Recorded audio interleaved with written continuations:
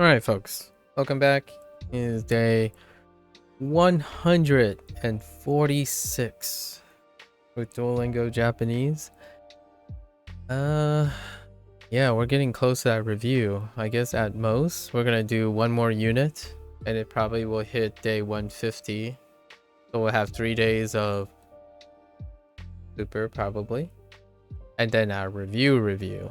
The thing that I have not prepared for yet. I should really get on that. Okay. Once again, MAKU desu. Minasan konnichiwa. Yokoso. Welcome.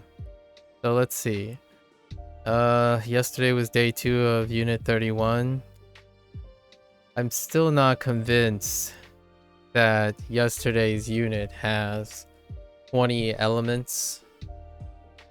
We're gonna try to recall as many as we can, as per usual, right? Trying our best. So unit 31.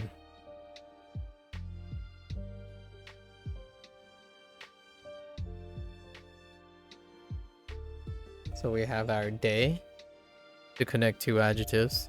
Day is the major focus.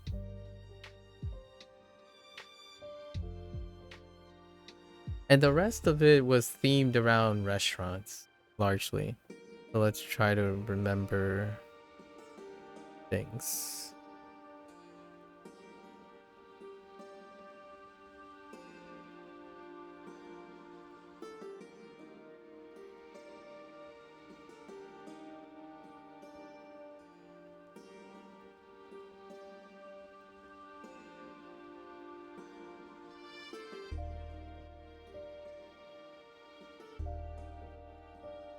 Okujo, I think. Okujo.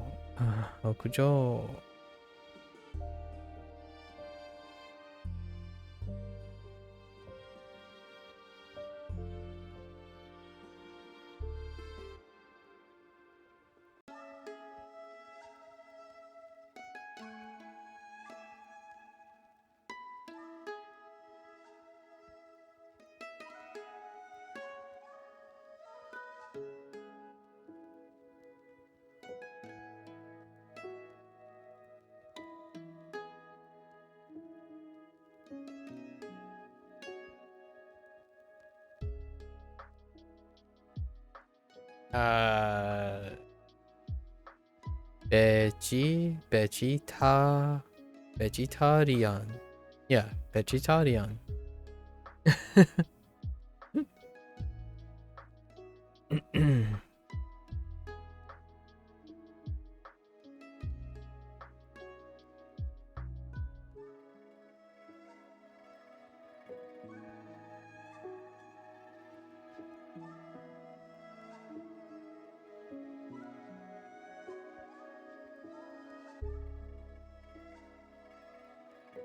Herushi.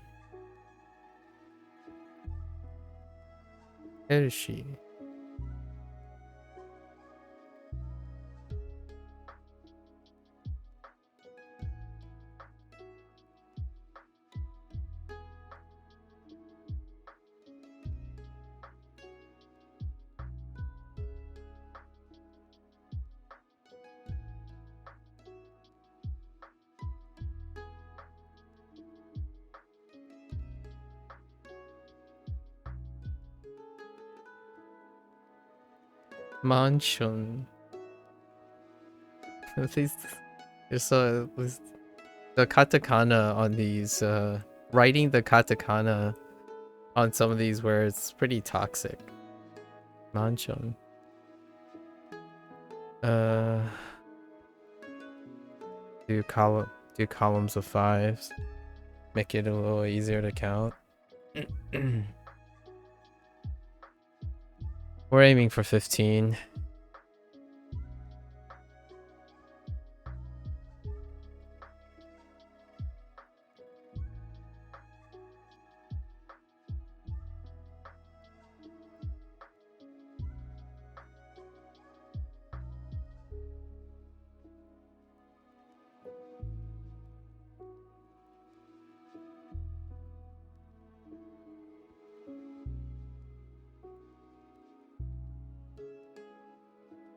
Um,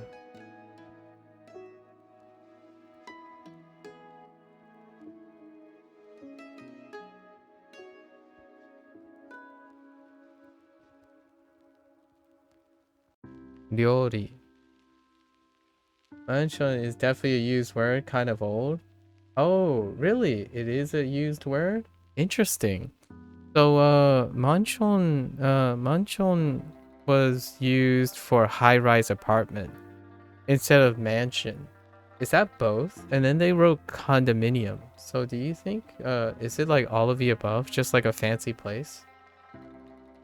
The jury's out still for me, like, on what it actually means, other than what Duo is providing. Mansion. That's right. They're specifically high-rise apartments. Oh, that's interesting. So what are big houses called? You know, like, what are mansions called?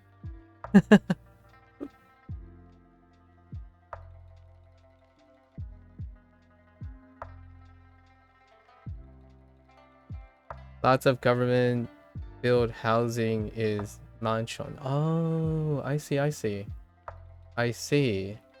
Oh, that's so interesting. That's not at all what I was, where that was going. Huh. Not sure what to call a mansion. Okay.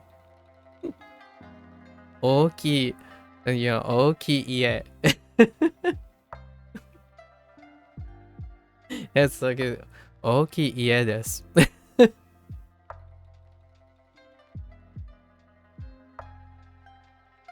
Yeah, like what do you call mansions now?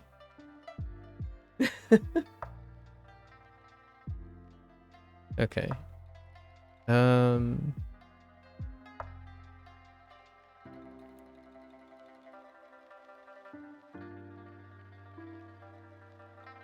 Ninki. Dictionary says yakata. Interesting. Yakata. I'll keep that in mind. I don't imagine Duolingo gives yakata at some point. They would, right? Because they're kind of running out of vocabulary words. Yakata. Ooh, those two radicals are interesting. They're very interesting radicals. I could see that, yakata. Let's see. Man, writing is so much fun. After you spend so much time writing different characters, it's fun looking at characters. Looking at characters get even more interesting over time. Duo is definitely not running out of words. Listen, no, I'm talking about like running out of words to describe like very specific things. Like what I mean is like, how do you generalize a building? Well, you could get very specific and say it's like, you know, you get building, so you can say building multiple times. And then you can say what type of building, or a very specific building. Like, you can't call a mansion a laboratory, right? A laboratory is a different building. So like, how many ways does the Japanese language have to describe a building in which someone resides in as an own building? So that's what I mean. And usually I say that because even in English there is not alternative. Like, I'm struggling to give another meaning, like another word for mansion.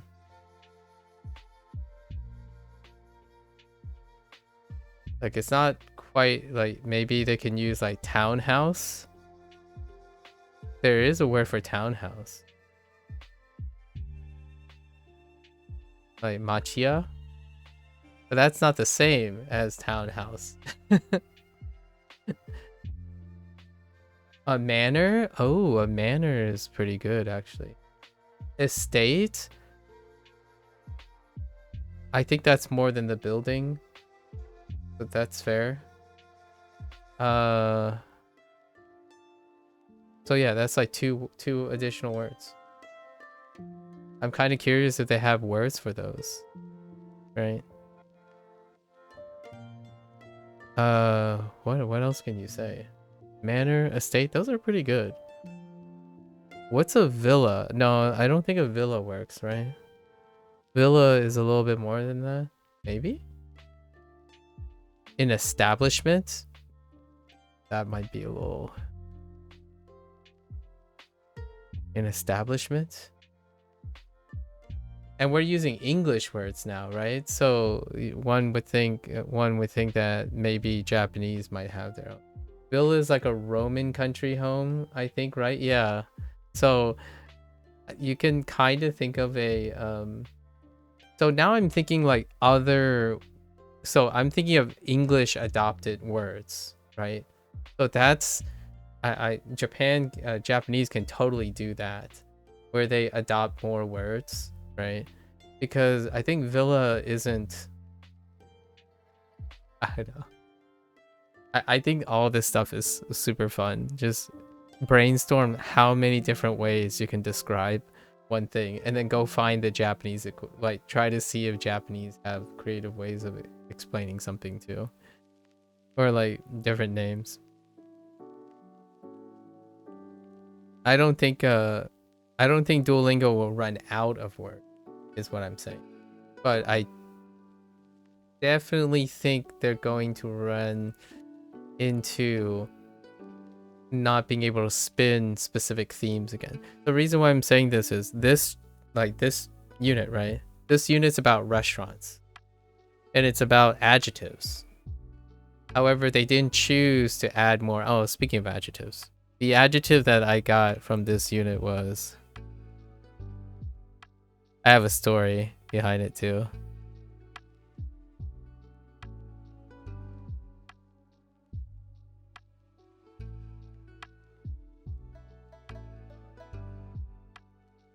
Wait, yeah. Psycho. I'm like, oh, that sounds like psycho. Why are we calling people psycho? I'm like, it's awesome.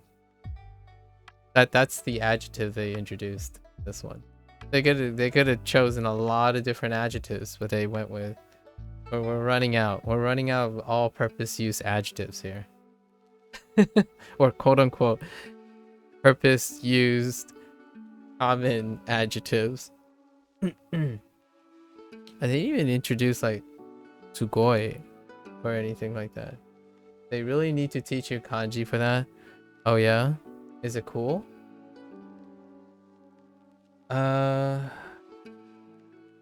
Cycle. Okay.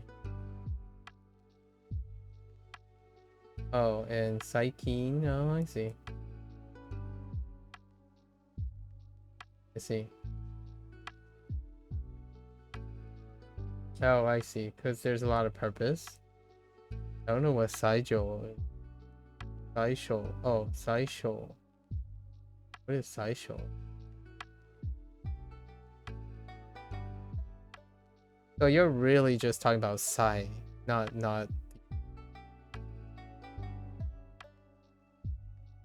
Yeah, we can definitely, if we learn if I were given the kanji on the left side, that immediately leads to psycho because of the right kanji. Saikin, don't have keen yet, that particular keen. Although I did get it in Hanzi. Actually, I have all of these characters in Hanzi.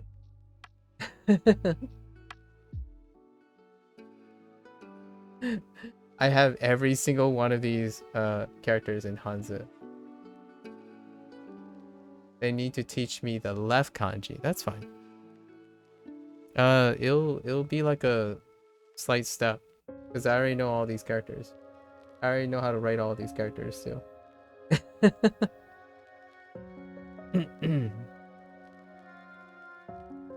Mandarin do be providing, don't they? And none of these are like There's no simplification, right? These are actually all the characters. Crazy. Slow and steady. Slow and steady. What else? We have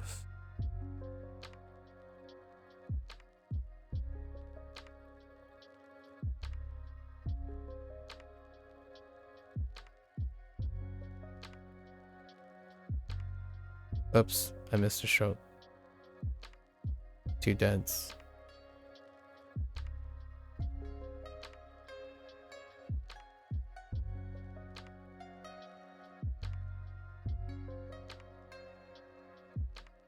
I'm gonna be real though. You could say that for all of them. Lotus. Like the way Japanese works with kanji, you could probably say that for all kanji. So in my opinion, that kind of just means like, why not just learn all the kanji at once?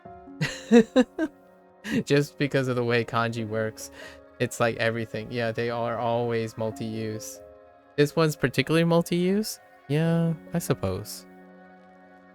If those words are particularly multi-use. I'm not sure.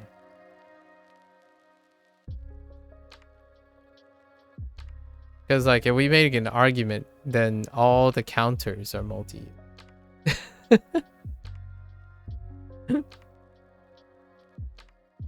Yeah, but I get it. I get it. I get you. I get you.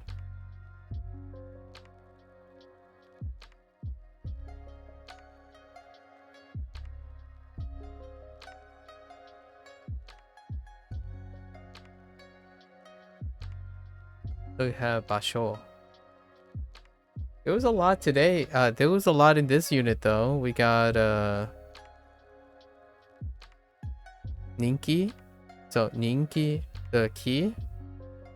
We didn't get Ryori, but I'm now keeping track of all the kanji that isn't tracked. So Ryori, those are kind of pretty useful radicals.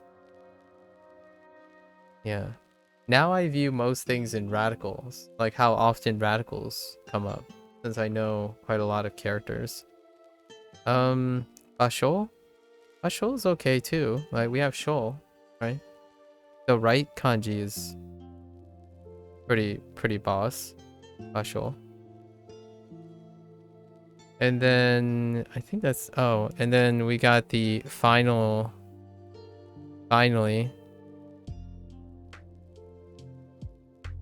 right. Shikoshi. Shikoshi. I mean Skoshi. Sorry, I said she. Sukoshi. Skoshi is okay. I think that left one is okay.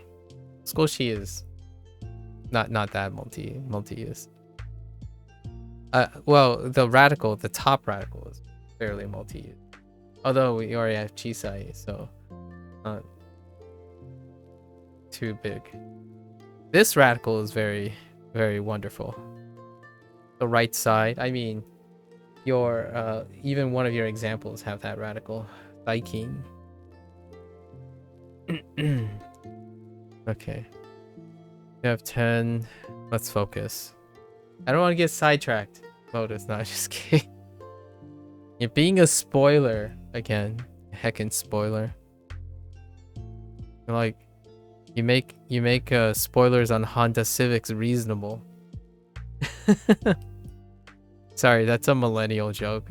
I think you're old enough to appreciate that too. You're making spoilers on Honda Civics seem reasonable. Silly kids.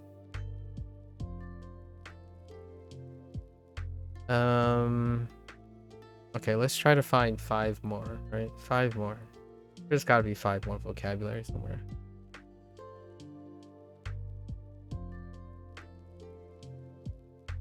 Oh, my hand is gone. It's gone.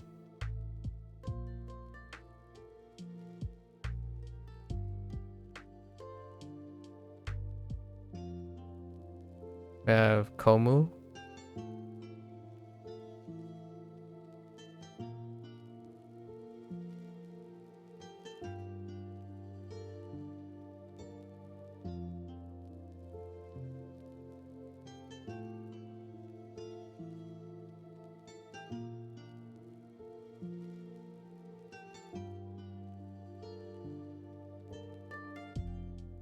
Shiraberu.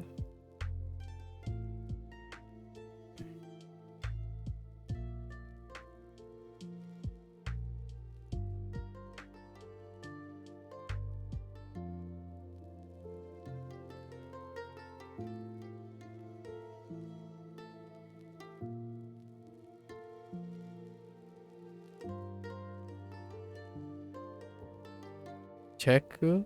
Yeah. Check suru.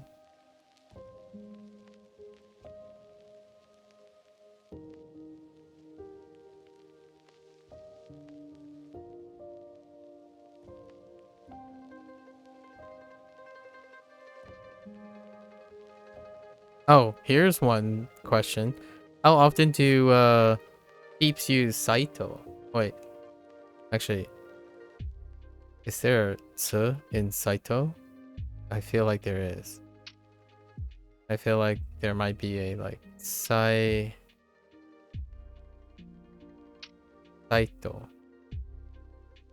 Maybe not. That doesn't look right. Maybe there isn't.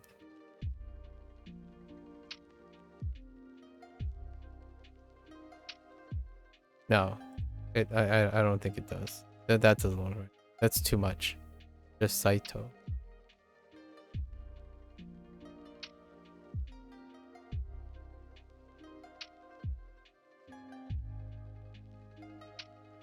Not sure about. Oh, whoops. Yeah. Wait. Oh, Sa. Yeah, Sa. Sa. Good call. Saito. It seems somewhat common. I see.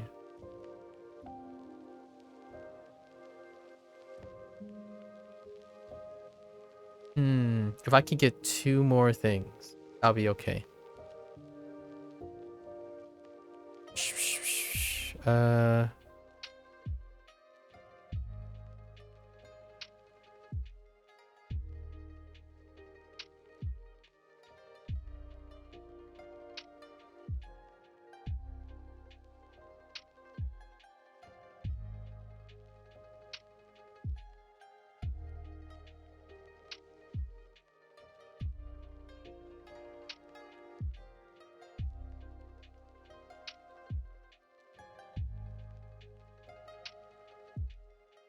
I don't know. Oh, this one's a little weird. Is there an eh in it?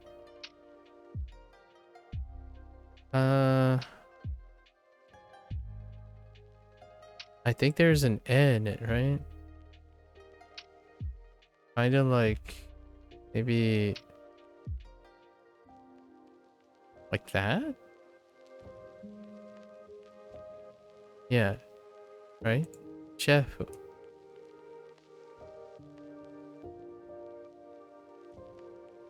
Yes.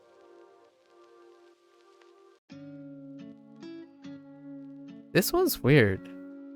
Yeah, chef. It's one of the weird ones.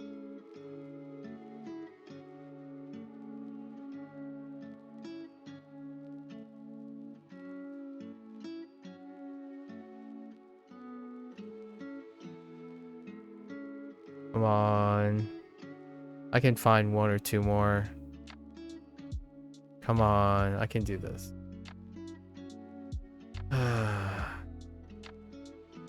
Let's see.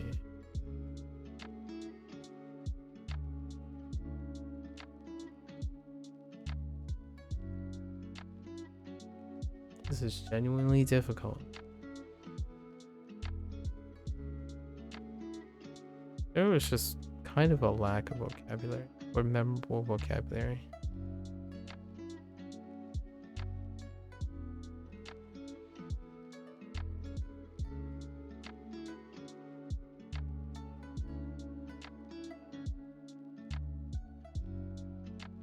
Oh, I guess there's the expression.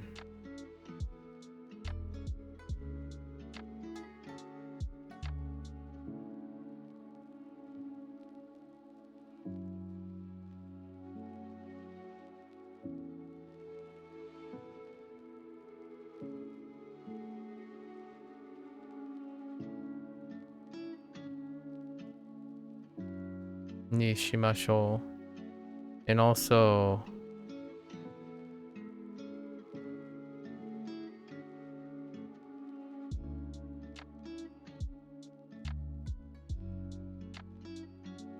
ni aru. And probably ni iru as well. But it's very contextualized. It's like interpretively contextualized. And also another one would be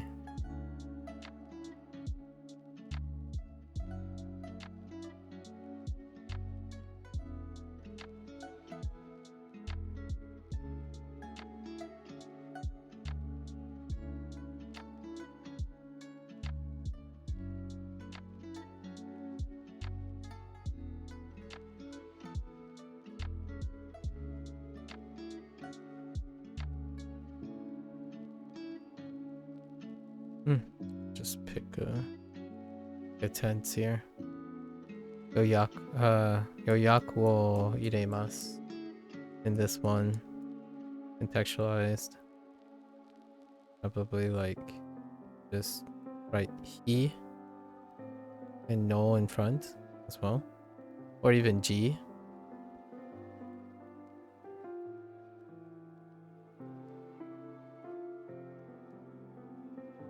Yeah, that's about it.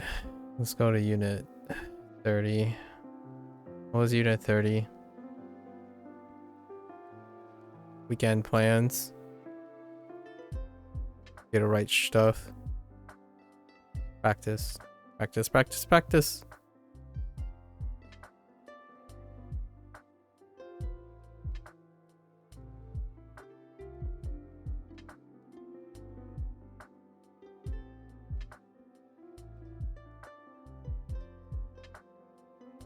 Practice, practice, practice.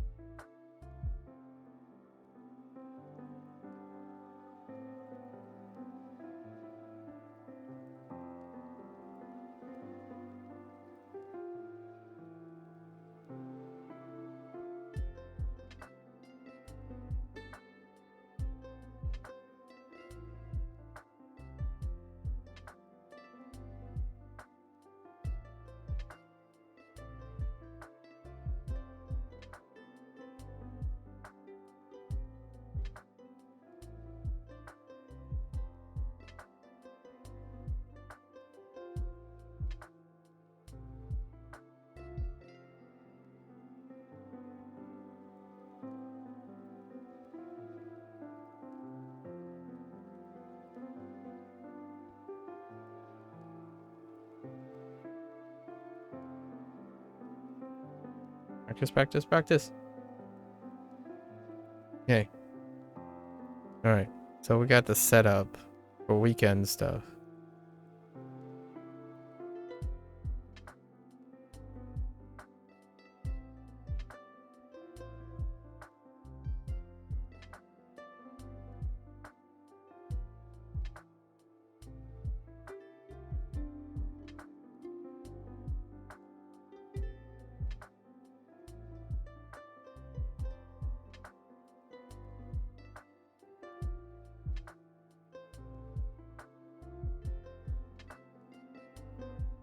Writing is so therapeutic when you don't have to use your voice.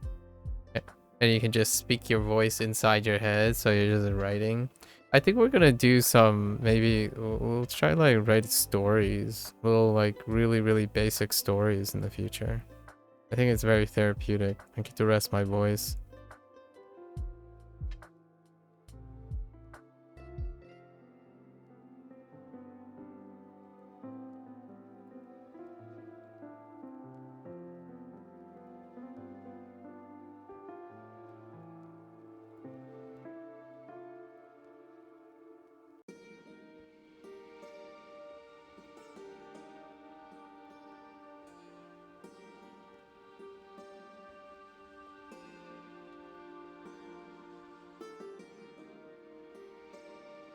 I think I decided to want to translate song lyrics as a fun exercise. Oh yeah? That's what indie does. Are you gonna sing them too? I expect vocal samples as you're translating as well. That's your fault. You shouldn't have volunteered. I expect vocal samples. You better be a professional singer in a year. I expect no less.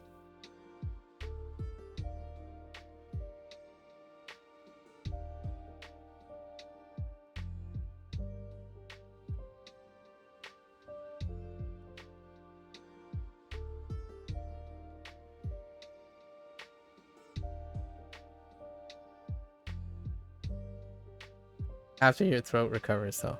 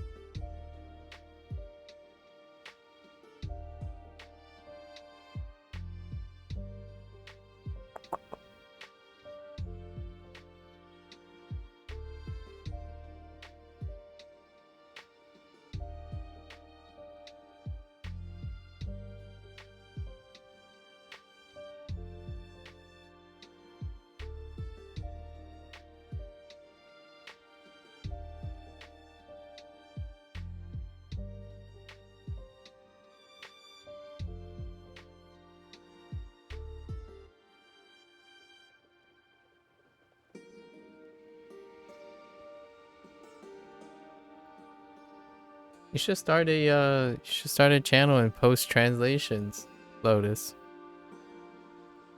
That's a thing. People like doing that.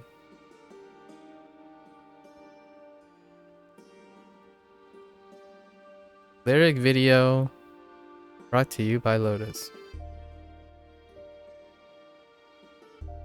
Honestly, I really like people who interpret the song lyric.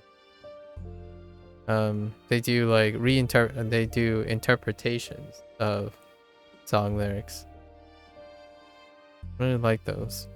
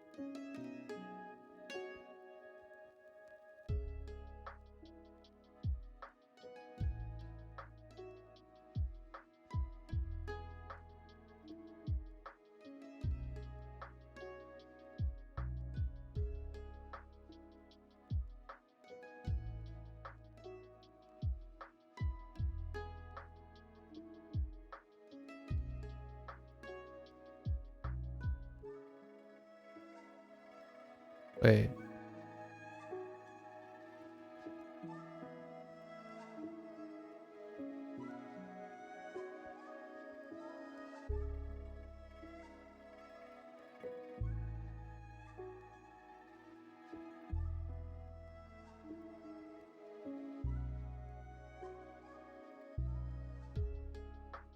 Hmm.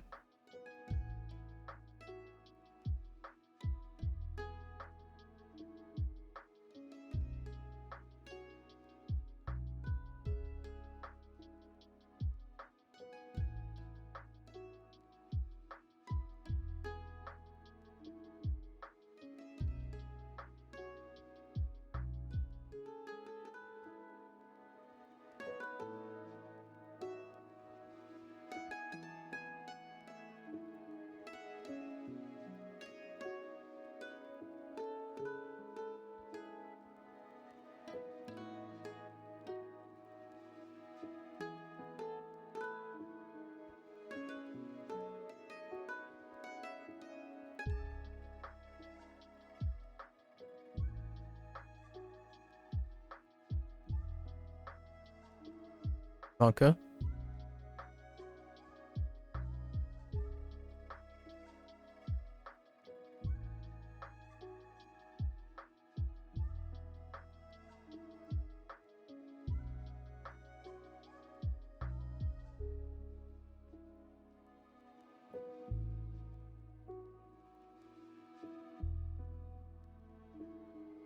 Hmm. Hmm.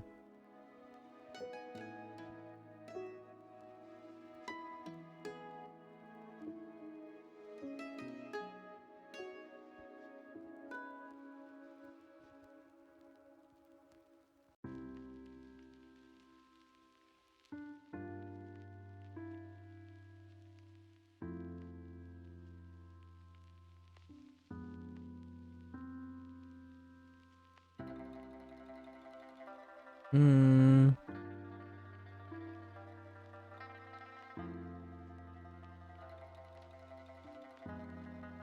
Hmm.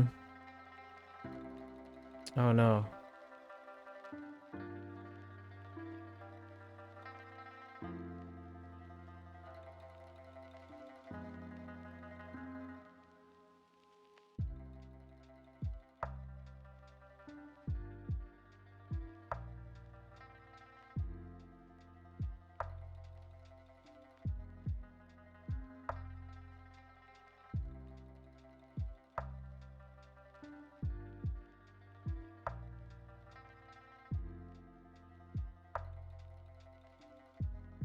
Oops.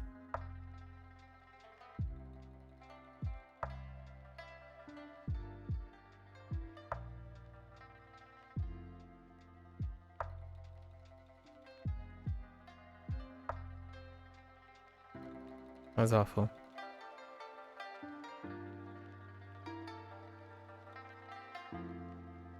Oh, wait. I think I've been writing this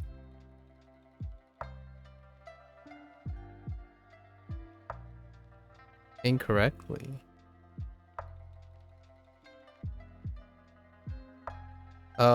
Rip. Is it closed up?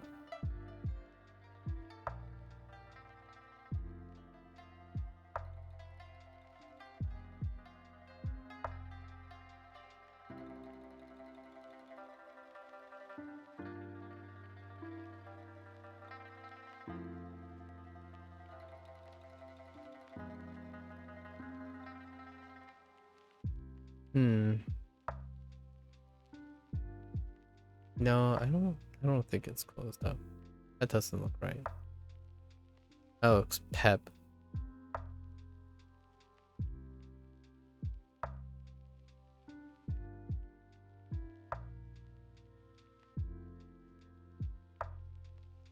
Yeah, it looks.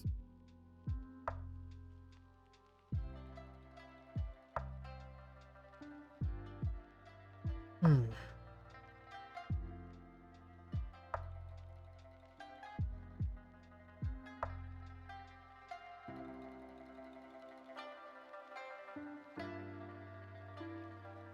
What is that, 18?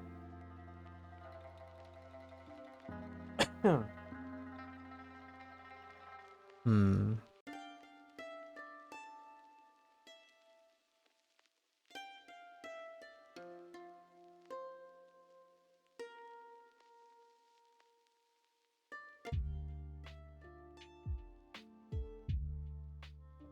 Oh.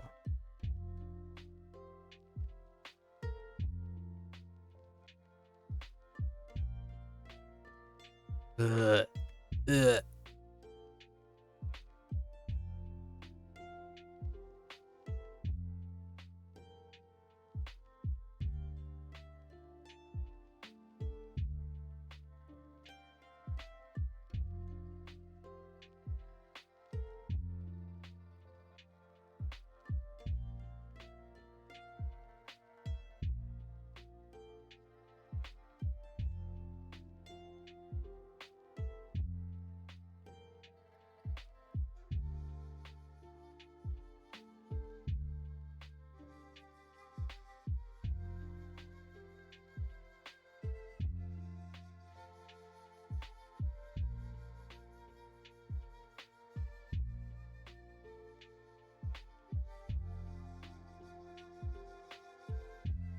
Whoops.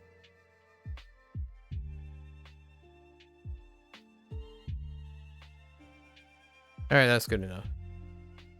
That's 20. That is 20. Oh, I thought of a... Okay, so we're also doing a new approach. I thought of something else I could do for the Japanese thing to add on to the Japanese, even though I've been more focused on doing some immersion with some gaming and whatnot. Okay, so this should be relatively short, right? Practice. Let's see what we have for practice. ナオミさんの出身はどこですか? Naomi-san no shushin wa doko desu ka?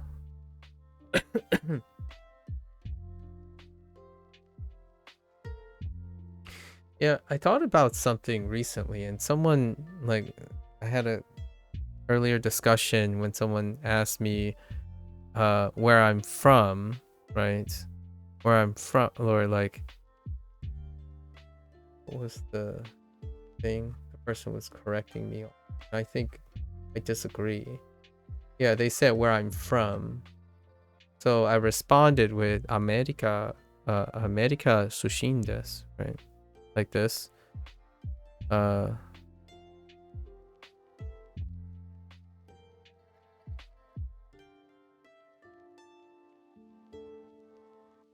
that person said you should say America jin desu, and I disagree. Because if you're asking where you're from, you would use sushin, not what are you. But anyways, I had to think about that for a bit. I'm like, wait a minute, that's not the same thing. 出身 Yeah, it came up by coincidence. Hey, Naomi-san no sushin wa dou desu ka? Doko desu ka? Because they were asking sushin wa doko desu ka? Right. It's America sushin desu.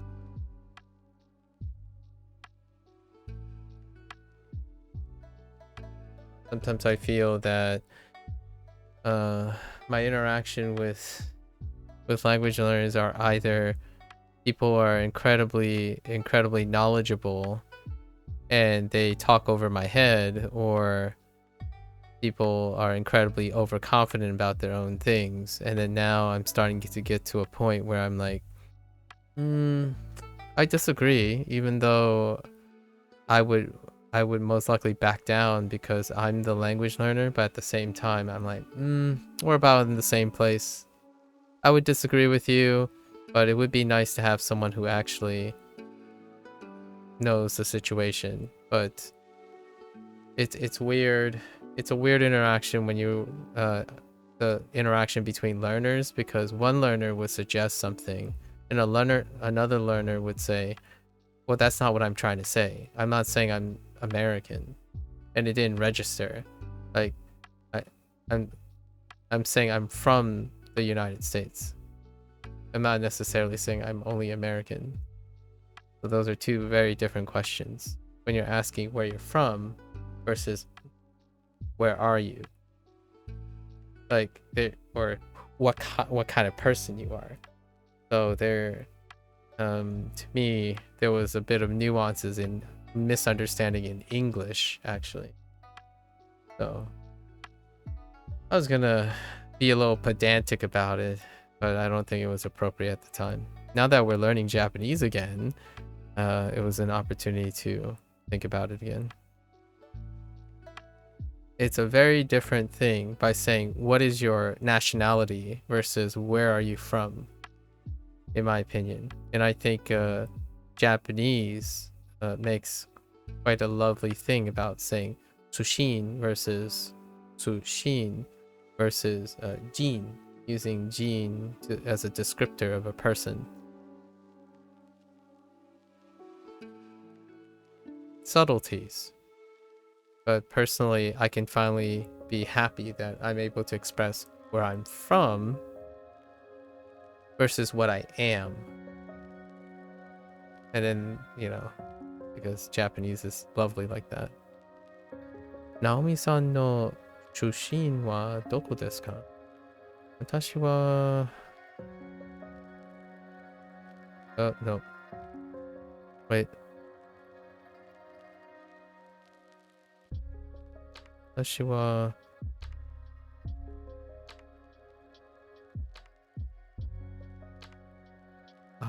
Philippine. Oh my gosh. Philippine sushin desu. Yeah. See, watashi wa Philippine sushin desu. And this one, I know that this is a Duolingo example, but I would argue that the natural response when someone asks you where you're from, you would say where you're from, not what you are. So if I were to reply, like if the response was watashi wa Philippine jin desu, I think that's weird. That's a weird response to this. So I would personally disagree. Because they're asking you where you're from, not what you are. So if you're asking where, you don't respond with who or what. You respond with where.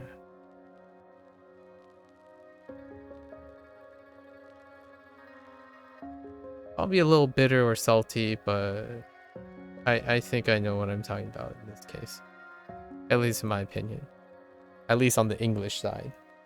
If you ask me where I'm from, I will tell you where I'm from. Not what I am. ダニエルさんもダンスサークルに入りませんか？ダニエルさんもサク The what the ダニエルさんはダンスサークルダンスサークルにダンスサークルに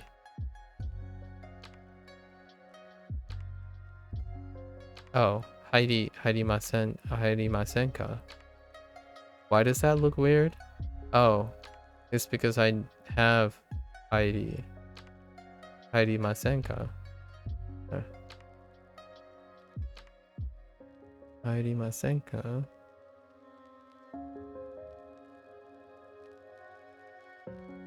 It was another interesting comment that I'm still not sure how to process, where that same person said they learn quickly. They learn faster than they study. I'm still not quite sure how to interpret that. Like what does that actually mean? Would you like to join the dance club?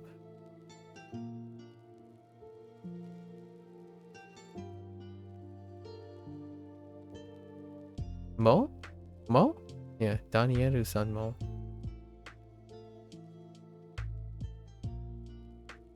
I mean, I have a lot of ideas of what that means.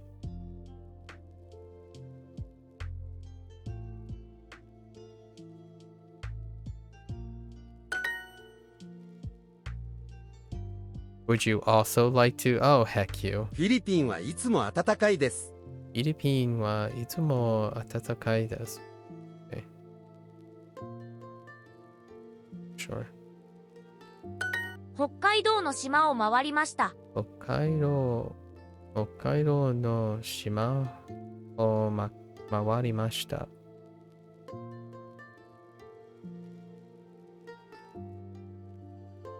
Okay. ケンさんとエリカさんもフィリピン出身ですか？ Okay. ケンさんとエリカさんもフィリピン出身ですか？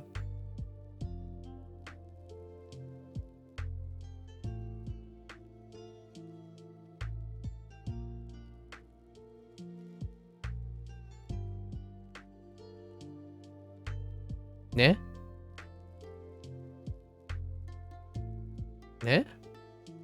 Wait.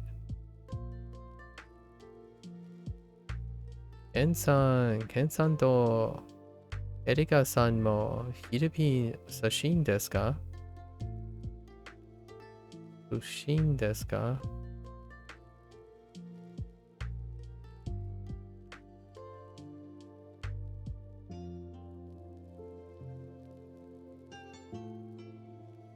Wait a minute. Are you saying... Wait. Wait, what's going on with this thing? Gensan to Erika-san mo. Oh. Wait. Wait, what? Hold up. What the heck is going on? Ken-san to Erika-san mo.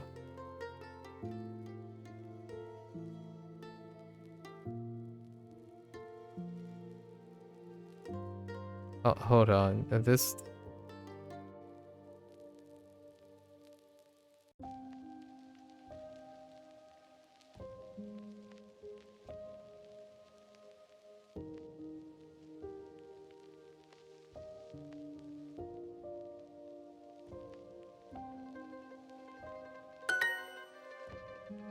Are you serious? It was that? What? Why would you... Are you also from the Philippines? Ken and Erica? What would you say? It's fine. It's alright. Are Ken and Erica also from Philippines? That's fine. That's fine. Heck you, Duolingo. 毎日ロブスターを食べました。毎日ロブスター. That's an English thing. 毎日ロブスターを食べました。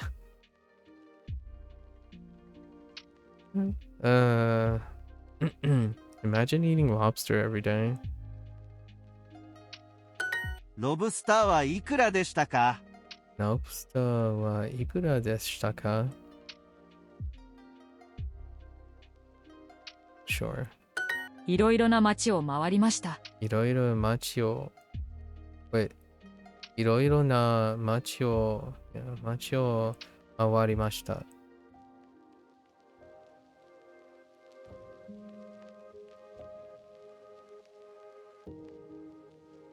街？毎日ちゃんと筋トレをします。毎日ちゃんと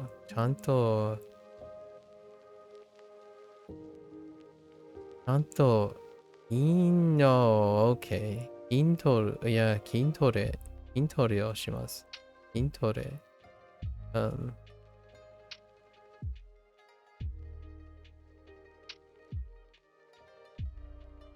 毎日ちゃんと筋トレをします。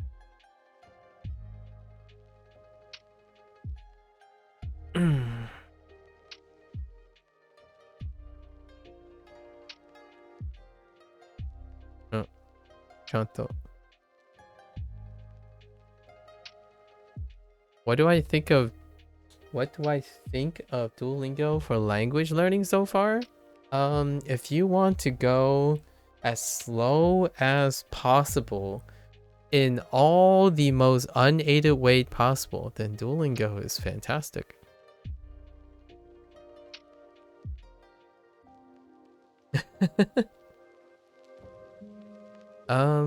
It's pretty chill. Duolingo is pretty chill. It's a pace where most people like when it comes to like hobby learning, I think Duolingo is that. That's how that I feel like the whatever is offered on Duolingo is low key how I feel most people approach hobby learning. So if you're a person who has incredibly high urgency and someone who is passionate about like aggressively getting to a specialized state, then probably not for you in any capacity whatsoever. I think it has like near zero value to such a person.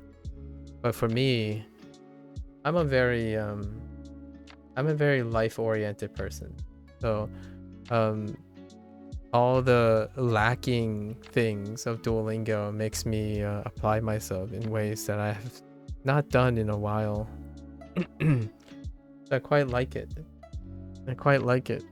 So all the things that people have been pointing out that it doesn't do make me do them myself. So I've been doing all those things manually. kind of nice. It's like someone just threw a bunch of vocabulary at me. It's like, go to it, get creative. I'm like, yeah, I will. That's kind of thing. So most of the things I've been doing and learning about Japanese was off the idea that I wanted to learn more. So I think, not to sound too cliche, but it's a great starting place. And you can come back to it whenever you want, because you're not gonna be if you just want to chill and vibe and just review some stuff, maybe even tackle some inspiration. Duolingo is it. So super casual. I make sure to lift weights every day. Sure to lift weights every day. 毎日ちゃんとインテルをします。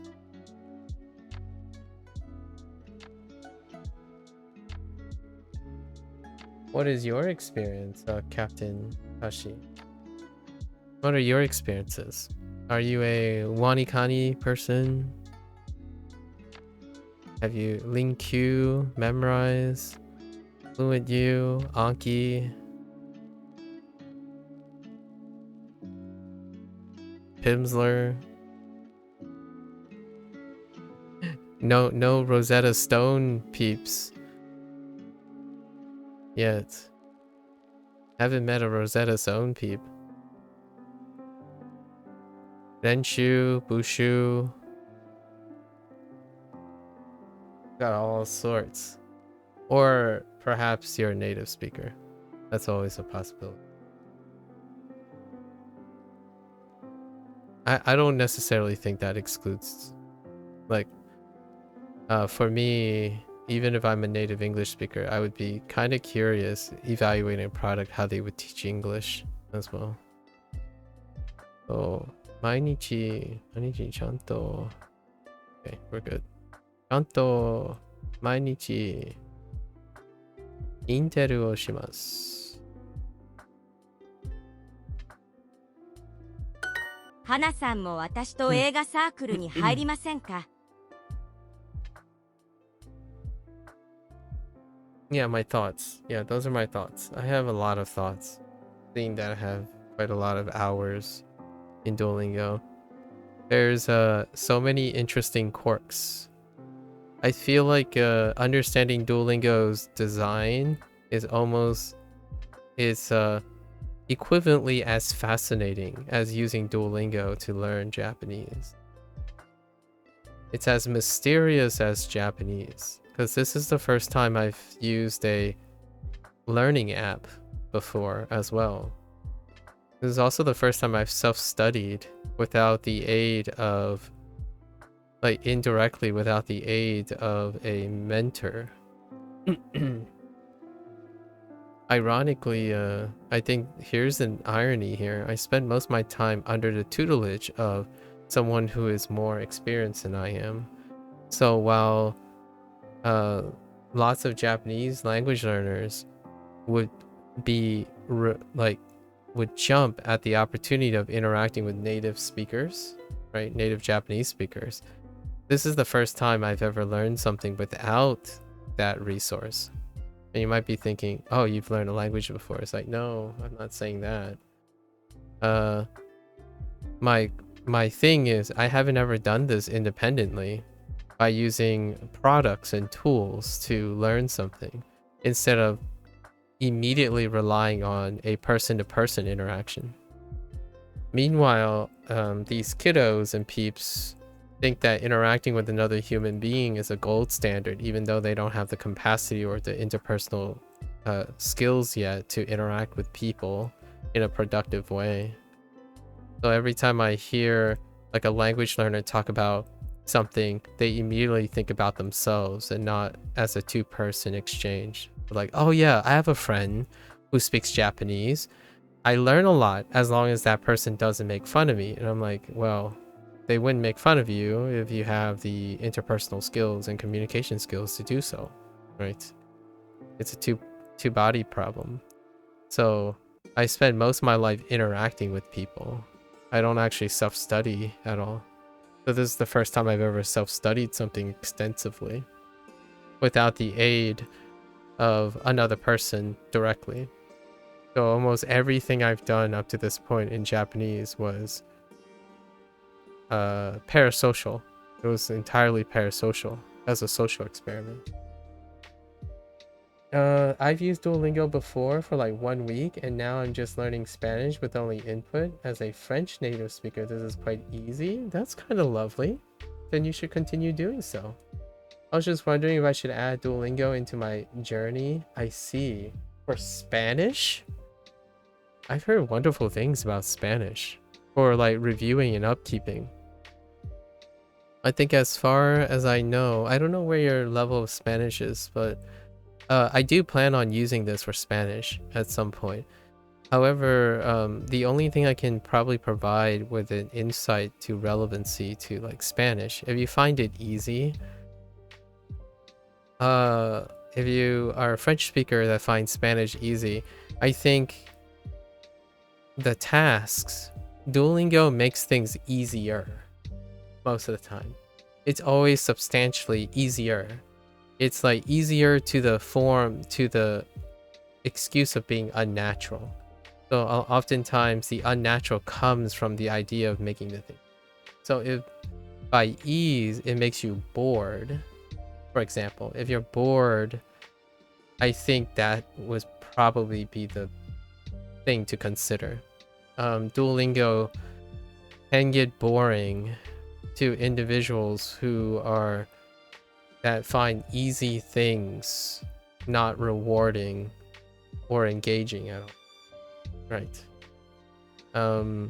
Sometimes when we get into the pattern of like things that we know with ease, we don't really learn very much from it. And I think that's one of the double edge of Duolingo's design. Most of the stuff is incredibly slow. It's incredibly comprehensible. So you're getting very, very high comprehensibility.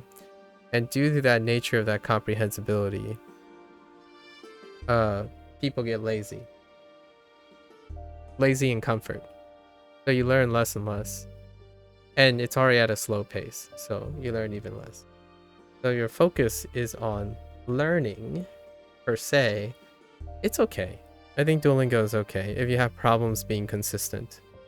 However, if you don't have problems being consistent, and learning is your goal, probably not so much Duolingo. It can be very relaxing to review. Yeah. So if you think that you want to review stuff, I believe the Spanish course in Duolingo is incredibly comprehensive.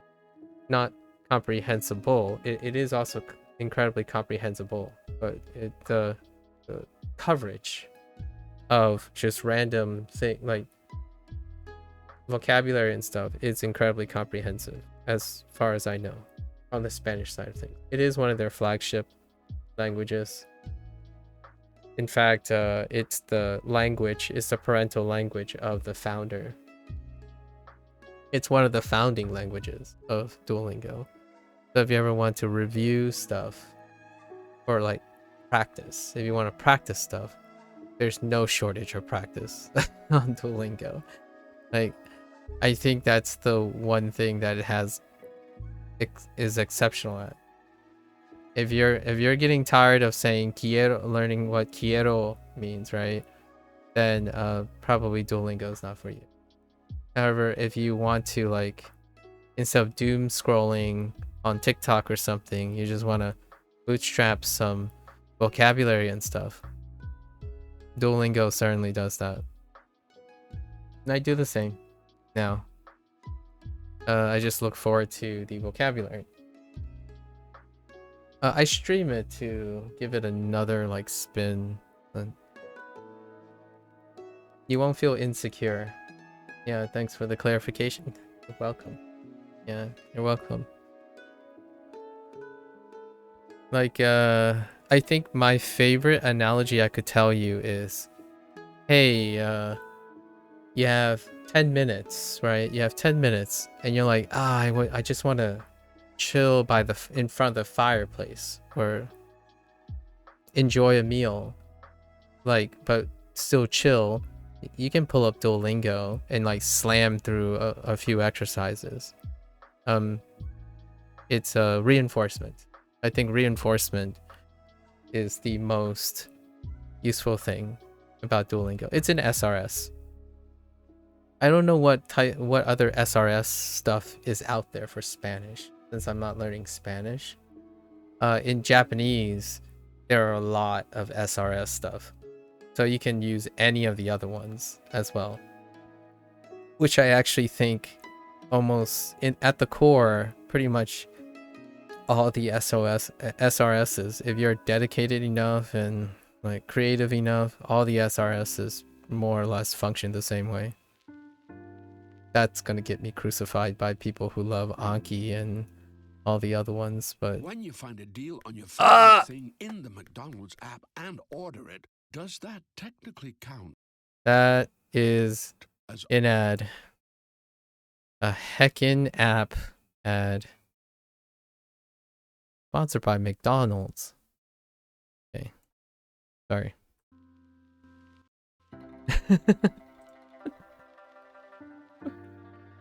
Okay. Yeah. Do you use any SRS right now? I mean, I know you say you're just learning Spanish with only input.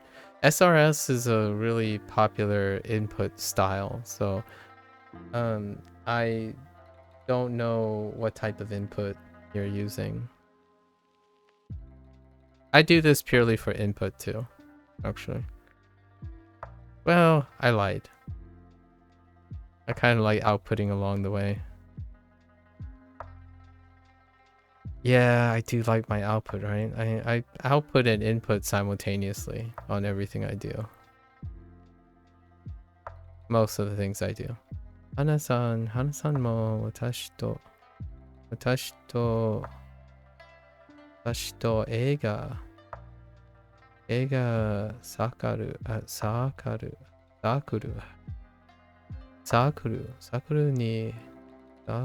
ni arimasen ka?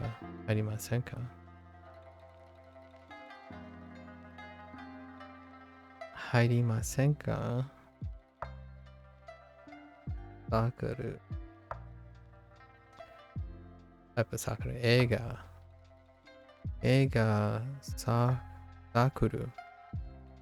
Like sakuru. Watashi to Hana-san mo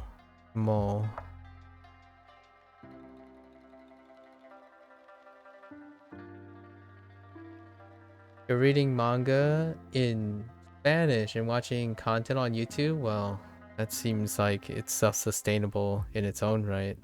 Is there a reason you want to add more things to it? Almost like you're outside of like just going straight up to a Spanish speaker and be like, yeah, hey, let's chat and be friends.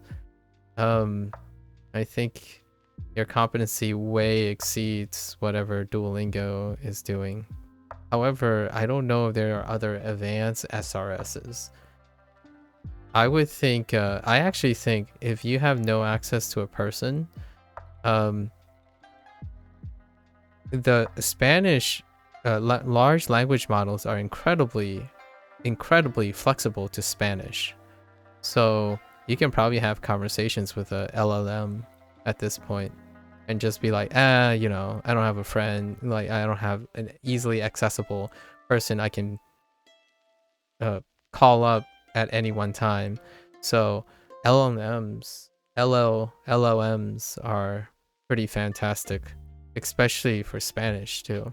Anything remotely close to English is fantastic.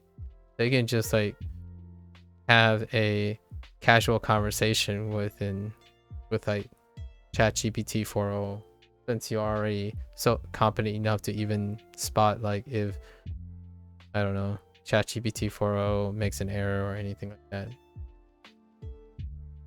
Knowing that they made an error is even a higher indicator that your comprehension is incredibly high. You clearly missed the output side. Like, I can understand quite easily, but when it comes to speak, it takes a lot of time. That's why I want to add something. Oh, so for the output, oh yeah, definitely avoid SRS. Or in my opinion, I don't think you need SRS. Honestly, I think I go back to the LLM thing, Captain Tashi. LLMs take in mic input as well, and I think the LLMs for anything related to English, so Spanish and French works really well too. So if you have a proper mic, yeah, large language models. I already large language models. So these are basically free resources. If you, the one that most people have access to is ChatGPT, probably 4.0. If not, it's probably 4.0. They take mic inputs. So you can convert your entire conversation into a mic input, and then you can hold a conversation with a large language model. That would be a step if you're really uncomfortable with or not being able to find, like, I don't know, someone who speaks Spanish or like another language learner who's ahead of you or something like that. But I honestly think at the point of this conversation, large language AI, basically AI is built largely in English, and usually Spanish does very well. I would be pretty confident if you were able to speak through a mic, it would probably contextualize and convert that stuff, and then you can have a conversation with an AI. And it starts with like prompt setups. There are plenty of like content creators, I suppose, out there that have a list of prompts that you can use to prep like ChatGPT, or like, hey ChatGPT, let's have a conversation, and they have like a list of useful prompts, basically how you would get a large language model to explain some of the output or something, but you already have tons of input. So the regular idea is to use a mic input, speak it if you want, or you can type it. Obviously output is both written and spoken. They can do either. And then since you're talking to ChatGPT, you have to create all the stuff. There's no context. You have to create the context for them to you can add alternatively, you can use a prompt to ask ChatGPT, hey ChatGPT, can we discuss something in Spanish? Or hey, can we discuss something in Spanish at a certain level? So there are a bunch of prompts that you can manipulate a large language model to do, and then you can either choose to use a mic if you have a mic, or which takes in all the mic input and enters it as a response, right? I think anyone who's at your level already, like you're basically just saying like, I just consume things, but I don't want to speak, right? Like I don't want to speak or write or create things because I don't have idea. Like I need someone to help, like share ideas in order to have conversations so I can use my output. I think this is a beautiful alternative now. And I actually think the most recent ChatGPT is excellent, especially if you're choosing like Spanish and English. I'm not so sure yet. Some people said they do Japanese and whatnot, but I think Spanish is a home run.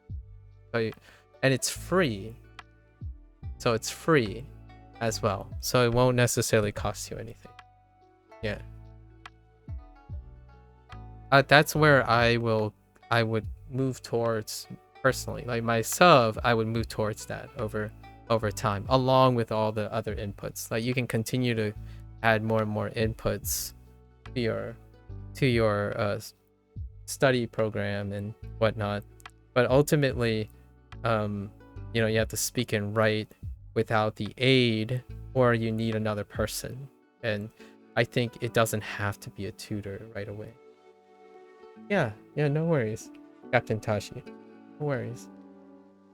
I can't help you with Spanish, unfortunately, because I know my Spanish is pretty terrible, or pretty low. Maybe like come back in a year when we can practice Spanish together.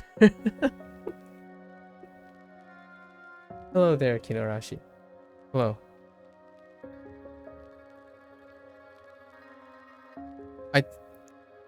It's kind of like having a conversation with these people. 花さんも私と映画サークルに入りませんか？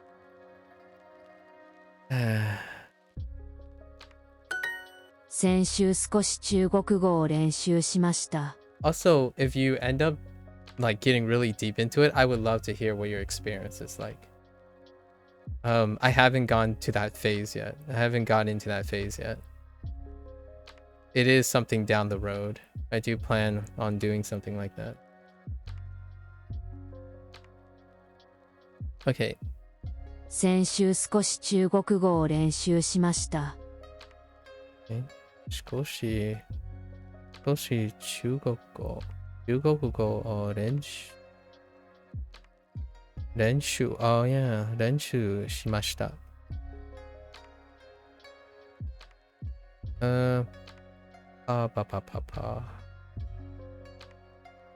I don't know about Spanish, but I heard translating song lyrics in Japanese is nothing something for beginners. Not something for beginners? Yeah. Yeah.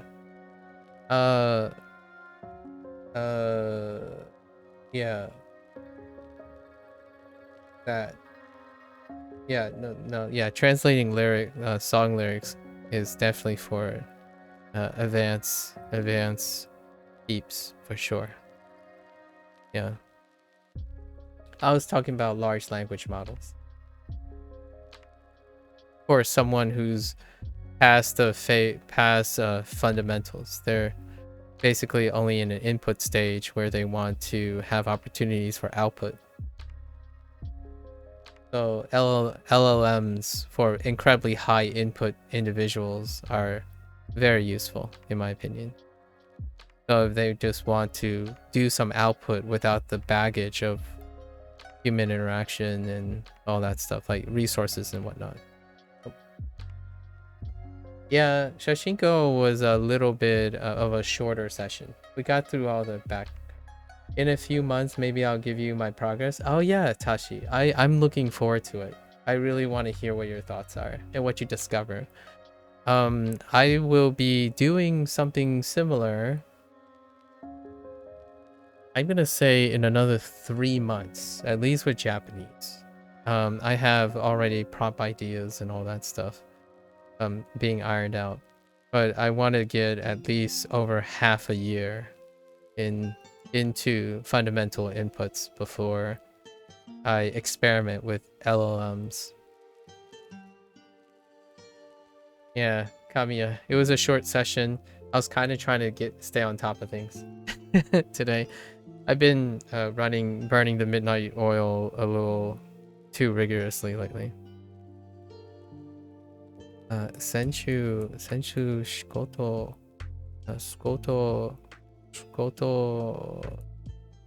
中国語を練習しました。Practice. Okay. 毎日仕事の後、筋トレをします。 How are you guys? How are you, Kamiya? What are you up to? We covered so for Shashinko today, I ran through all the back vocabulary, so the quiz mode. I went through the entire quiz mode. It took about 47 minutes because it's measured. 47 minutes. And we're done with listening. So now we're cleared listening of all the phrases. Now we need reading comprehension, and we're going to start outputting speech for all of them. For all the back stuff. If I can output the speech, then we're going to start moving to writing, and we'll write all the stuff. It's interesting right now. There's an NBA Summer League game going on against the Chinese team.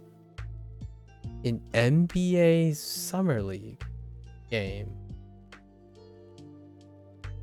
against the Chinese team. So there's like an international game between the US and the Chinese team? Is that what you're saying? Really? Huh. You like basketball, Kamiya? I didn't think the US... Yeah, the US basketball team has often notoriously been known... Notoriously been known to not participate in international competitions all that often. What's the occasion? This is Olympic year. This is the Olympic year, though. Are you excited about the Olympics? I'm excited about the track and field. I'm a track and field kind of spectator, so I like spectating track and field for the Olympics. The Olympics is... Wait. Oh, is it happening right now? No, it's not yet, right? Isn't it soon? Doesn't it start next week? Or is it this weekend? Hang on, I gotta double check. I like watching track and field.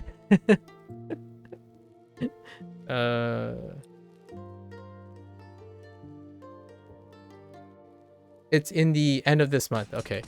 Oh no! Wait. Please don't tell me it's okay. Oh my gosh. Heckin' ads. Sorry. Heckin' ads. Okay. I still... Oh no! Okay, that's fine. I'll miss some of the days, but that's fine. I forgot the Olympics is like hecka long. Okay, it's at the end of this year. Alright, this month. Nice. I'm excited about the Olympics. Every 4 years. I think this is more of a scrimmage because it is the Spurs Summer League team, which is composed of mostly rookies versus a Chinese team. I see. Sacramento. I don't have to like basketball living in Sacramento. Kamiya. It's fine. You don't have to be an edgelord. Everyone, you don't have to be an edgelord. 毎日仕事の後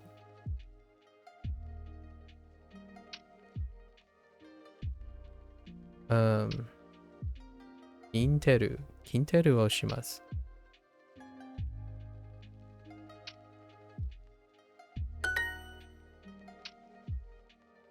Yeah, the one feature that Captain Tashi, the one feature that I love to experiment is you can set up a prompt that allows one to roleplay. So here's the thing about Duolingo, right? There is Duolingo. The Duolingo company is currently in the process of experimenting with just the thing I was describing about LLMs. So it's under their Max subscription thing. So they are clearly also training a model based on the ChatGPT model that I was talking about, but not even for 4.0. I don't think they're even training on 4.0. It's probably training they're probably forking away from the original ChatGPT 4, and they're probably training the model on how to roleplay, and then subsequently have automated or auto prompts to prompt the person to correct the roleplay. So in a way, the next step for Duolingo, weirdly enough, is the thing I'm describing. However, you don't necessarily have to wait or subscribe to it. You can use and learn to do it yourself, which is kind of what I mean by the earlier remark when you ask me what my thoughts are on Duolingo, and I'm like, there are a lot of things that Duolingo doesn't do, and lots of people talk about it, and it's fun kind of doing those things. And LLMs would be another one. So lots of other SRS related apps are using some form of machine learning in the future, which is kind of a nice bridge. You always have access to machine learning or AI. You can't, instead of always concerning yourself with like, oh, am I bothering this person? And then one day you can choose to just whip out your Spanish and be ready. 来週一緒にカナダでパレードを見ませんか Or just whip out your Spanish in any way possible. Random tangent, but I realized Spurs are a Texas NBA team playing China in Sacramento. It just sounds like it's not real.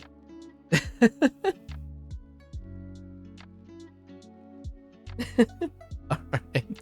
I mean, that is a random tangent. I'll keep that in mind. Honestly, now I'm kind of interested. I'll look at highlights. Is this televised? I imagine you're watching it on the television, right?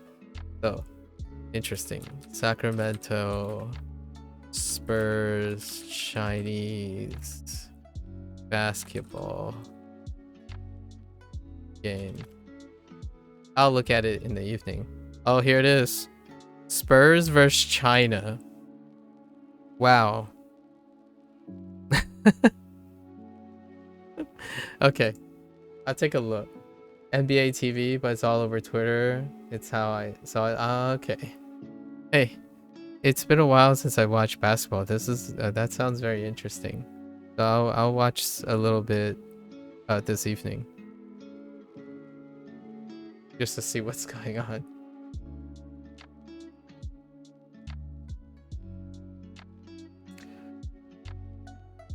来週一緒にカナダでパレードを見ませんか Okay. All right. Would you like to see a parade in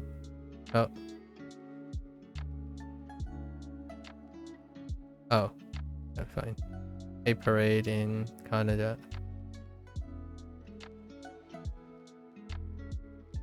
Together next week.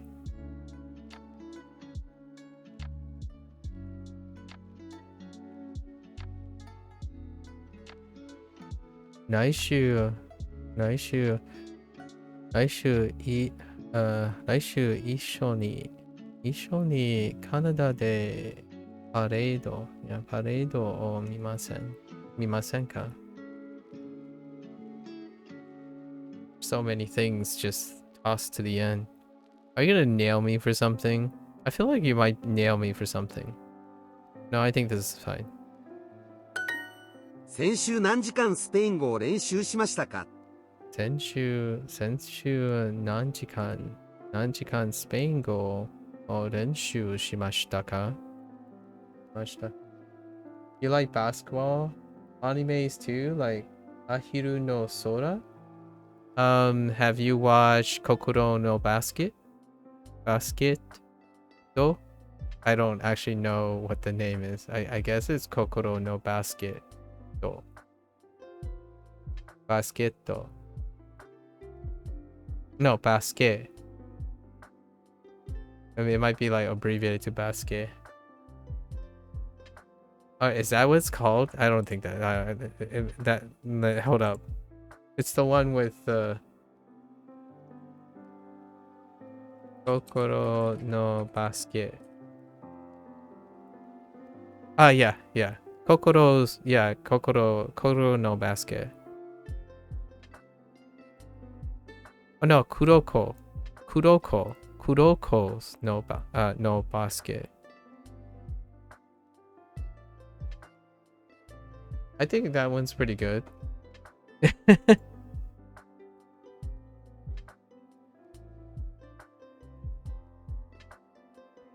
Yeah, that one. Yeah, Kuroko no Basket.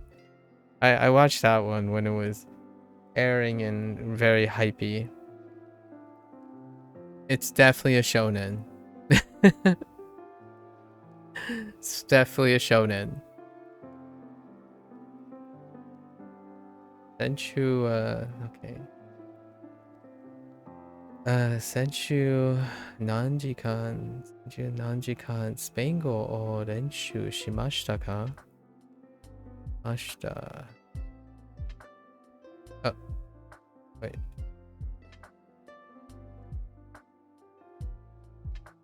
Nanjikan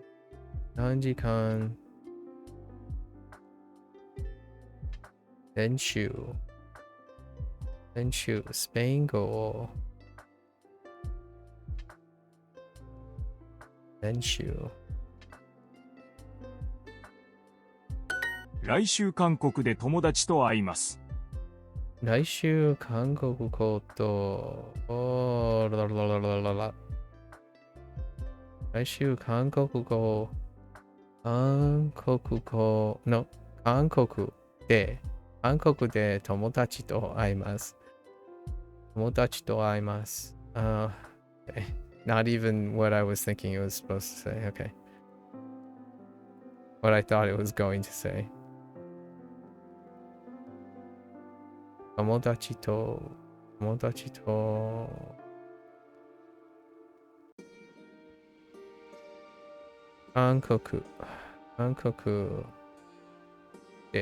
韓国で来週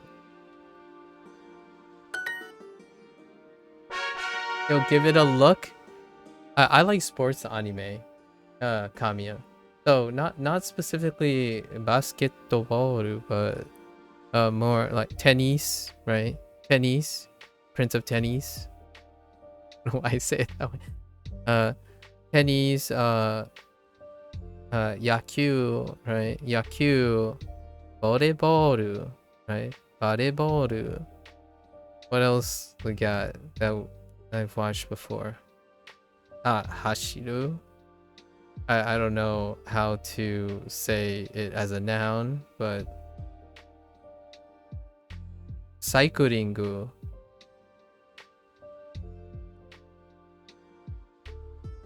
Yogu. There are a lot of sports anime.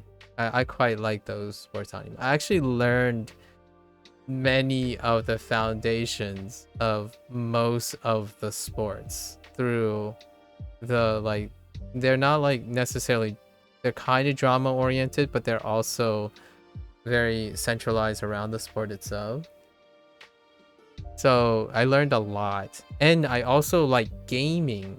And I'm no, not esports gaming, but game related anime as well, like Hikaru no Go,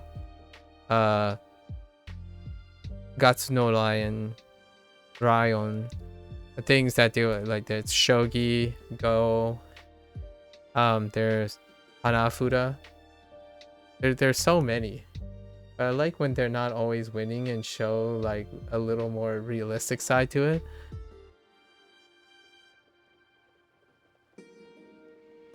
That's fair enough. Although I do have to admit, though, are you sure that it's realistic? It's not realistic for someone to spend 4 years in high school and they were part of a team that only won? Like, I know you mean by realistic as in it's rare for that to happen. So you prefer to see the statistical average happen. But I would assure you that when you're thinking about those anime, they takes place in school, and it actually happens more often than you think. Where most of the time, the major games, the same team wins. If you know what I mean. But I know what you mean about that. You prefer to see you prefer to see up and downs, right? Like things like that. But life can be pretty boring too. If you know what I mean. Life can be pretty unrealistic and boring sometimes. Like the reason why I say this is because if you ever watch movies like documentary or dramatization movies, right? Life can either be super sad, consistently sad, or consistently lucky. It's but we have to remember that stories are built on stories and stuff are built on. But to me, that screams to me like you like similar content that I may like when it comes to the portrayal of people's lives and like inactivity and hobbies. Like I won't tell you that Japanese learning is incredibly rewarding without effort or with consternation and frustrating, and I can't, and you're not, I hope you're not expecting me to be like, oh yeah, everyone's just using Duolingo incorrectly. This is how you'd use it in the real way, and then that's how it works, because it always works out like that. Obviously it's not. If you know what I mean. It sounds very scholarly. Realism is both an asset and a bane to a scholarly mind. Like, where's the rest? You know, when you watch something, you watch this guy like perform an outrageous maneuver that's statistically unlikely. Your first thought is, how many times did, how long did they take to get that one take? And that's kind of like the same type of mind and thinking when you're watching a movie or watching a story. Is like, what is the level of ex machina in this show? Like, what is the level of, you know, anime preys on ex machina. Like most of your like seasonal anime, that type of thing, it's a form of escapism. So naturally, nearly all the shows are preying on ex machina, as in everything seems so conveniently line up with no white noise. No white noise whatsoever. For sure, it's kind of like seeing behind the scenes before the big win. Exactly. Yeah. So Kokoro no Basket does have some white noise. However, when I said it's definitely a shonen, that means I would say it doesn't pull back too much. It's like 70% yatta, and then, you know, then 30% is like ganbatte, right? That, I don't know that if you got what I mean by that, but it's 30% like, you know, ganbatte, you know, just keep going, and then 70% is like, yes. It works out. Yeah, so it's pretty good. I think I like shows with that type of thing. So I actually would, if you weren't like, there are other shows that I typically watch or movies I watch, they don't even end, they don't have closure. Tamiya, like I'm at the other end where I love movies where, okay, these things happen, here's what happened, it feels organic or it feels natural, because no, things don't happen like that. So there are movies where, okay, some things happen and then they work it out, but then it like, okay, they move on and the characters lived on, and then that's it. The movie just ends. Like, that's it. Use your imagination. Anything could happen. It's a life grounded by reality, and it's like, but what about this thing? They couldn't have spent time doing this. Like, it's part of life. It's white noise. Like, things don't always have to happen with a purpose, or things don't have to happen where the characters involved know what is supposed to happen or have to do or deal with what's happening, for example. So like, there are lots of modern, I call these like modern life vignettes. They're called modern life vignettes, or my fancy way of saying it, modern life vignettes, where you're watching the story unfold, but the story is filled with holes. Like, the story is filled with holes, incomplete messages, serendipity, as in like, oh, how do you explain this happening? It's like, it's chance.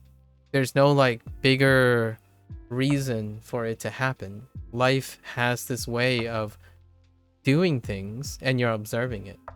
So lots of movies like this do happen. Sounds like Dark Souls. Yeah, you run across something and you fall off the cliff. But it's happenstance.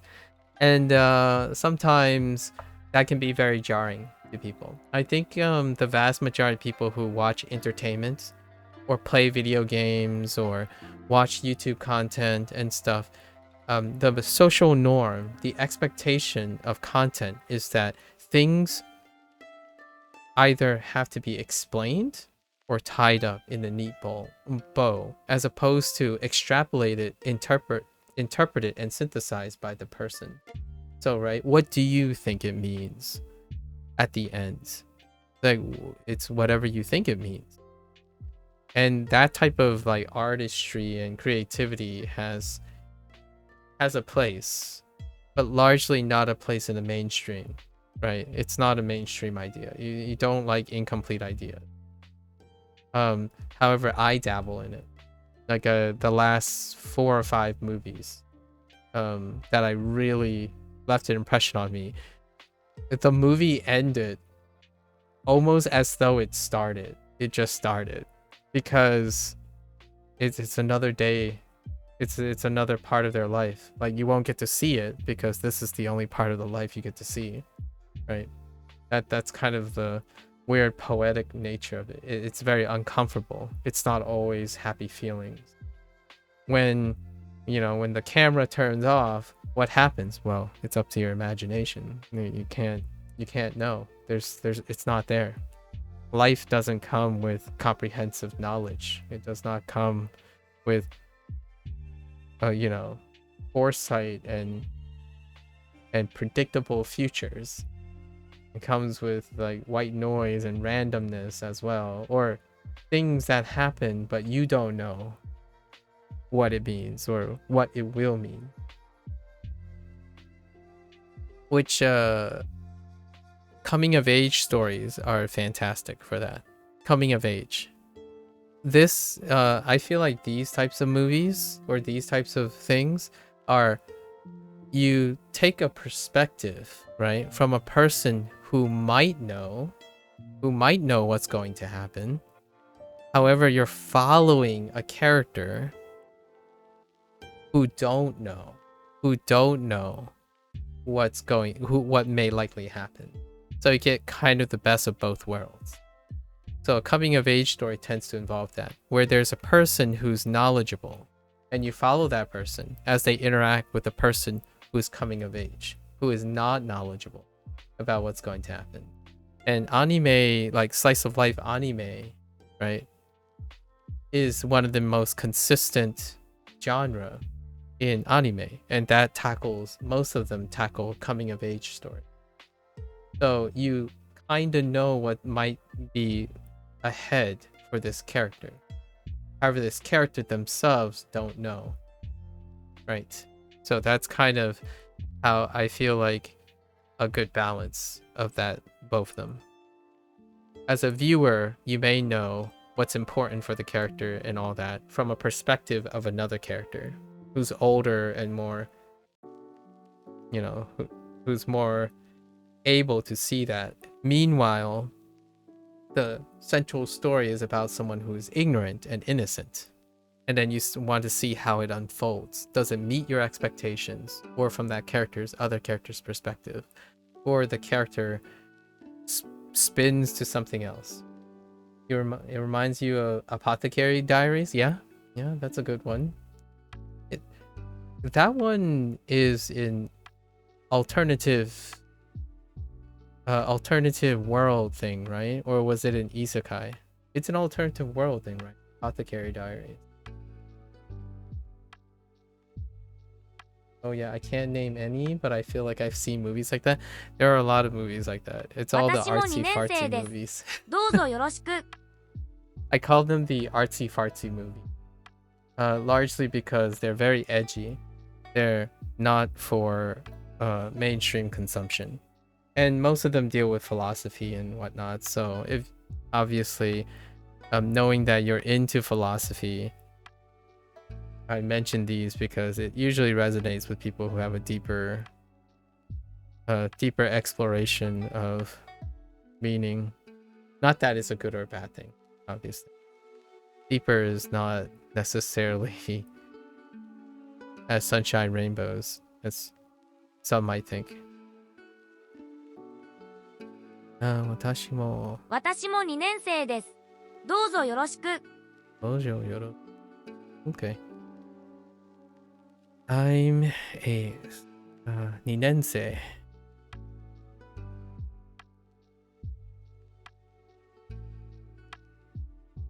Oh, 私も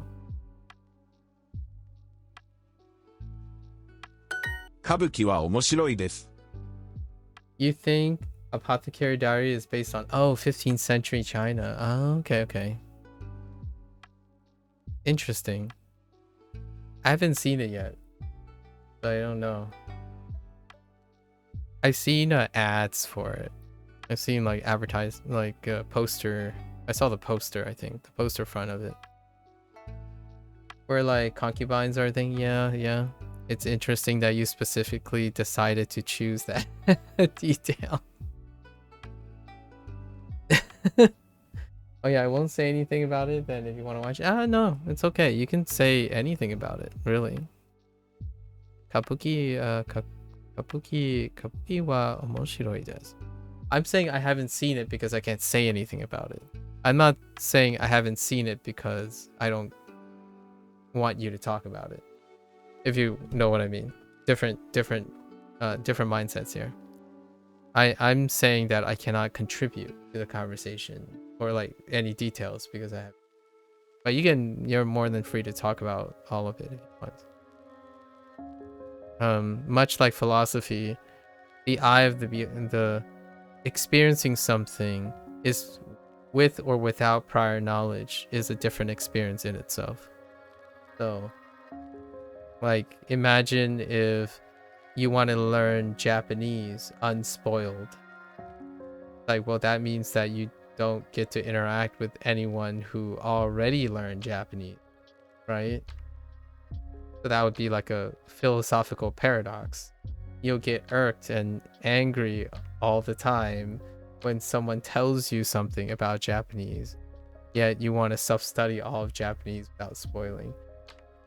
That might seem like an extremely extreme case, but that's not far from a line of thinking of someone who thinks that they can't enjoy something anymore if someone spoils it for them, right? I talked about this in video games when someone says like, oh yeah, I don't want to see you play this game because I want to play it first, or I want to play it before talking to you. It's like, well, you know how life works. Generally, if I play a game and you play a game, then let's just say I'm almost sure statistically the realistic outcome is we both won't talk to each other about the game, because you'll play the game, you'll think that you have experienced the game, and you're less interested in discussing the game after. A person who, in my opinion, a person who is likely to say that they don't want to talk about something after knowing about it is probably a person that you won't hear from again after they experience it, because they don't really want to experience vicarious experiences with other people, if you know what I mean. So, no, you can spoil anything you want, Kamiya. The reason is, if I go and watch it, the only reason I'm probably gonna go and watch it is because you spoiled something, right? That's the whole point. Like, I wouldn't have known anything about Apothecary Diaries if you didn't say anything about it.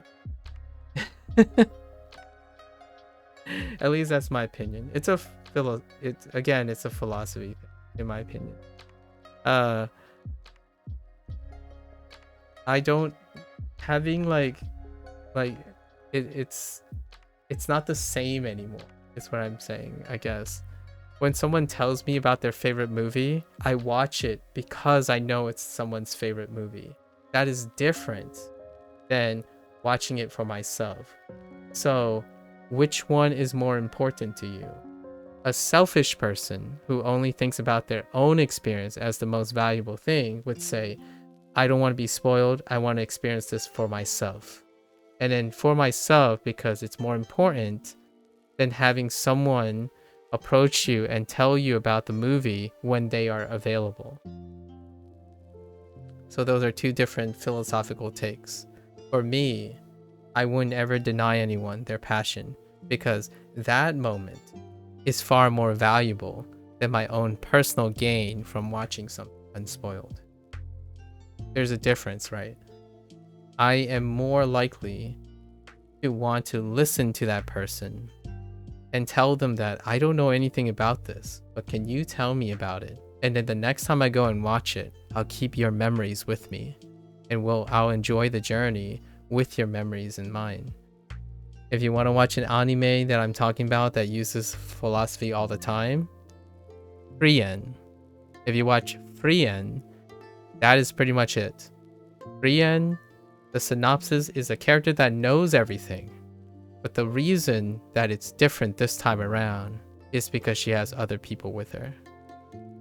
So regardless if you have done something multiple times or have no knowledge whatsoever, people are irreplaceable. Your experience alone is only your experience alone. So choose which one you value most. Yeah, well, the main character is very interested in herbal medicine, I see, and phytotoxicology, like aspects, I guess, and it got my attention with that plus the detective aspect. Oh, and you're into pharmacology, right? That's perfect. I can see why that's very appealing now that I think about it. I forgot to put one and one together. I forgot that you're working on into pharmacy. That's kind of cute, actually. That's kind of cute. It's a recent show, isn't it? What a coincidence, actually. What a coincidence, actually. Yeah, it was recently released. And I could have sworn I've seen something for it. It is, and I thought so too. Yeah, life works out really funny that way. I'll watch it, actually. How long has it been running? I'll watch it this evening. We can talk about it later. ケンさんは2年生ですか? I don't want to call out the person, but the last thing I watched when it came to anime that was related to someone's passion or comment was Rent a Girlfriend. Oh no, wait, I lied. It was Signs of Affection, but before that was Rent a Girlfriend. I don't know which one came first, but Rent a Girlfriend. So he knows who he is if he's still around. He knows who he is. It just got announced for a second season and its first season's finished. Oh, then I can watch the whole thing. Nice. Well, I'll tell you what I'll definitely come up with some thoughts as we're going. Currently from all this interaction, I'm currently watching 3 Body Problem slowly. 3 Body Problem, the Chinese 3 Body Problem, the Chinese one. I watched the Netflix one first. It was someone else talked about it. They wanted to watch this and possibly even read it. And Netflix also released a version. So I watched the 3 Body Problem, the Netflix one. I really enjoyed it. And now I'm currently watching the Chinese 3 Body Problem. Which is no coincidence that I'm also learning Mandarin, right? Like how to read Mandarin. There's lots of coincidences. But generally, most of this is coming from language learners.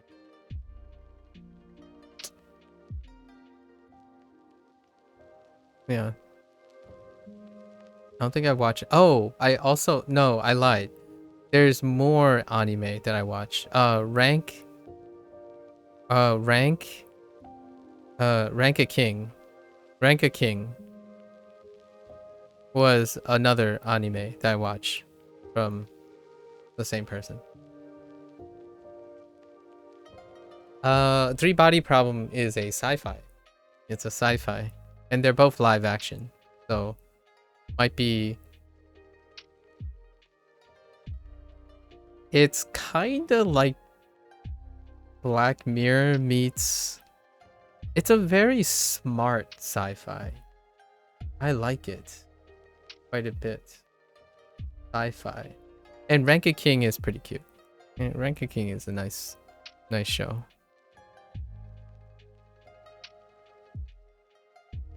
It's a standalone, I think. Yeah, I like Black Mirror a lot, actually. We were just talking about that with someone else the other day. Ken-san wa 2年生 desu ka?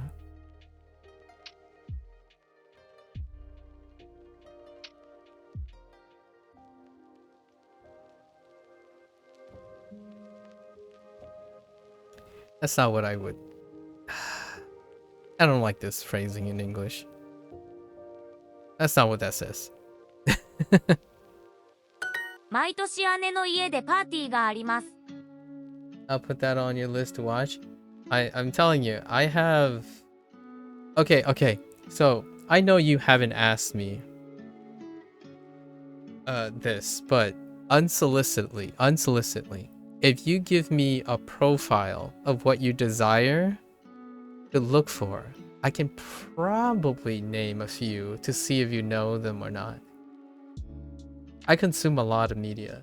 Like, I mean, it's a weird flex, I suppose, but I really do like analyzing. I watch a lot of media for like academic curiosity. So sometimes it's always fun, as a fun challenge to me, to see how spot on I can be about my recommendations or like suggestions. You like it too? I like the episode where they date in a simulator. Oh yeah, and break out, but like the whole time that was the test. Yeah. Actually, did you watch all of the Black Mirror series? What hits hard right now? Maybe. But listen. Tell me what you're in. What are you interested in right now? I might be able to give an example. Oh, you definitely missed some, but you've seen a lot. I think right now, right this moment,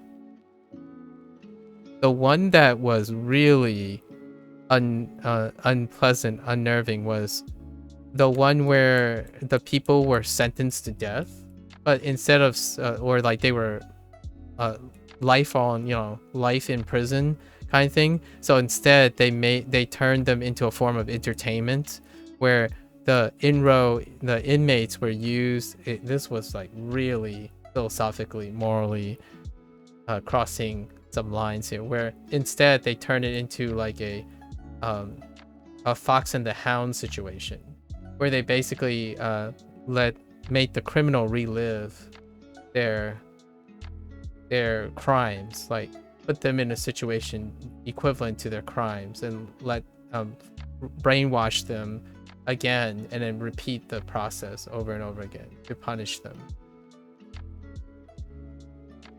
Yeah, that one was you didn't know what was happening because it was a person who woke up and then they're struggling and they're like running around, like they're trying to escape. Like it kind of just seems like it's a zombie holocaust all of a sudden, like a zombie post-apocalyptic scene. But no, when they pulled back, it turns out it was just a person.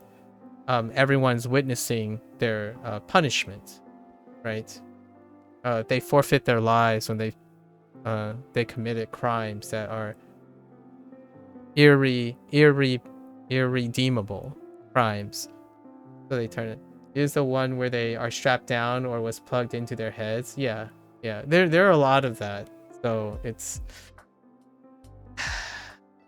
Black Mirror, man. Black Mirror. I watched a few episodes of Black Mirror because I talked about it 2 days ago with someone else. Mainichi. Okay, so what's Maitoshi? Maitoshi. 姉は。毎年姉の家でパーティーがあります。Okay. We gotta stay on task.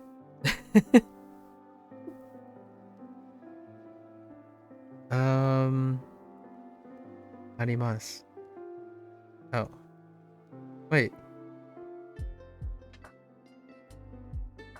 Ne? Oh, there. I keep looking for there. Like, where's there at? Like, I forgot. You can interpret. Yeah. Yeah.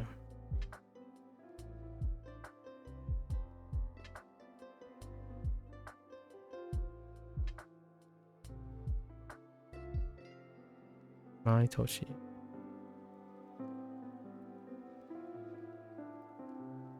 Psychological realistic horror. Psychological horror with a I think the horror, the extra psychological horror is that these are very feasible futures, the feasibility of science fiction. Oof. Man.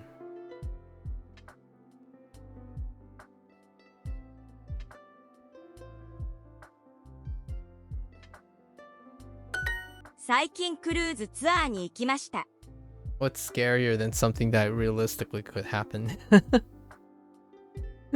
You know, it's like the worst.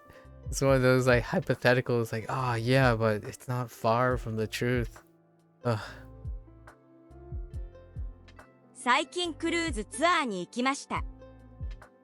You like slice of life anime or like in general mysteries, but I also like the common tropes of action adventure.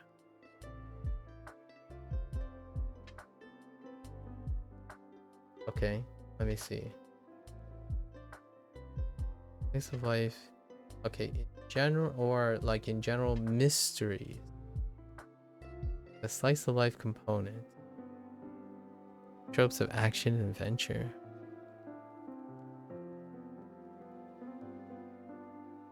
You haven't watched Bochi the Rock, have you?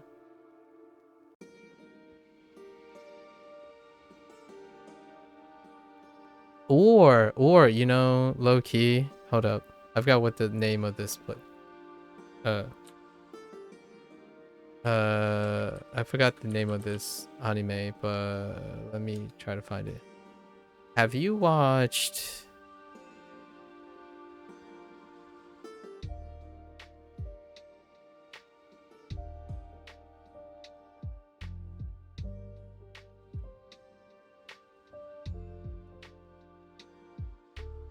Oh no, that's not what it's called.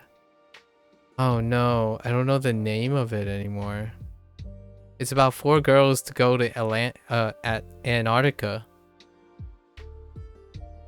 Windbreaker? Okay, Windbreaker.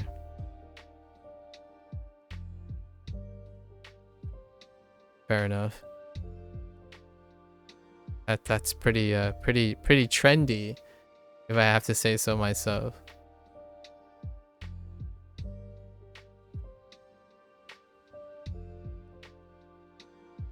Have you seen? Oh yeah, A Place Further Than the Universe. I forgot what the Japanese title is called. The Japanese title is Sora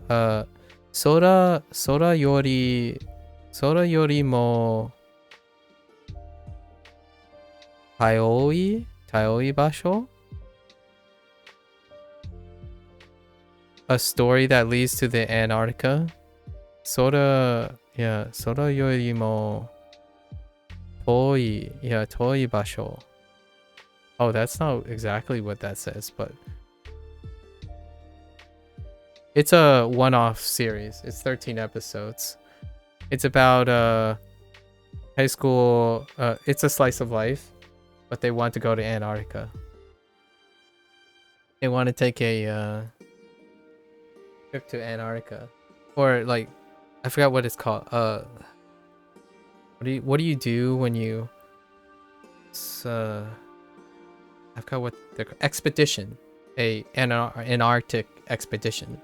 So they're high school girls who dreamed of going on an Arctic expedition. It has a slice of life component, right?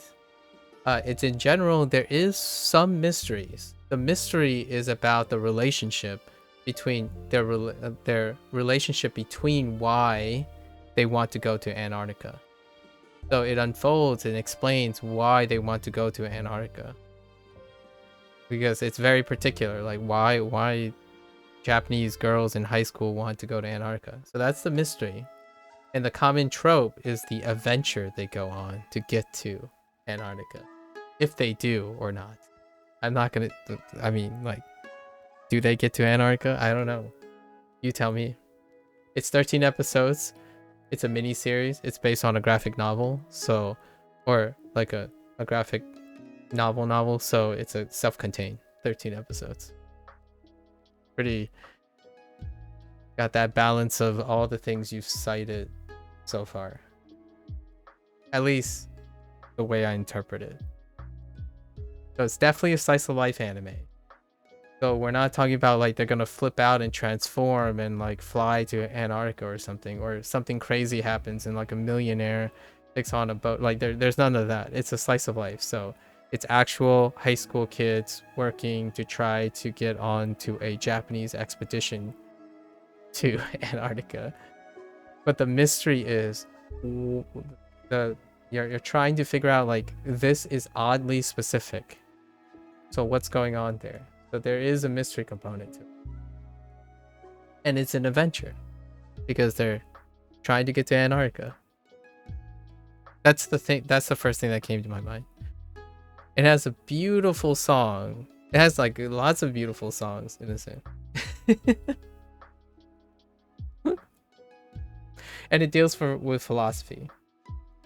It's a coming of age story as well. Like most slice of life things are a coming of age story. It's not a romance thing. So you didn't mention anything about like romance comedy, rom-com, or anything. So this is not one of those. So I didn't include something that it is not as well.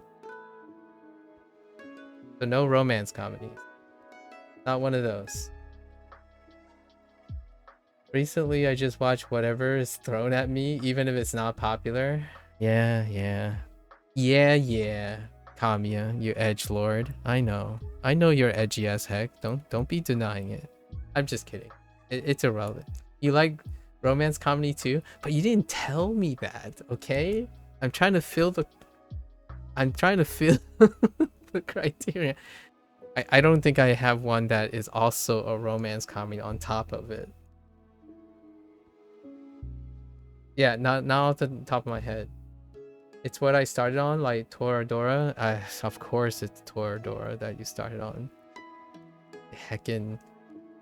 Alright, do you have a thing for tsunderes as well? Kamiya? You can tell me.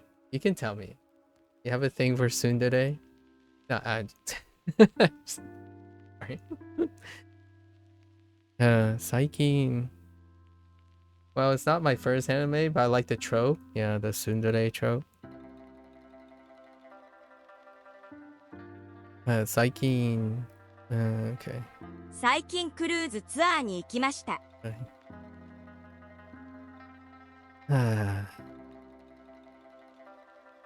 I'm being sassy, obviously. You can watch all the above. It's about being eclectic with your taste.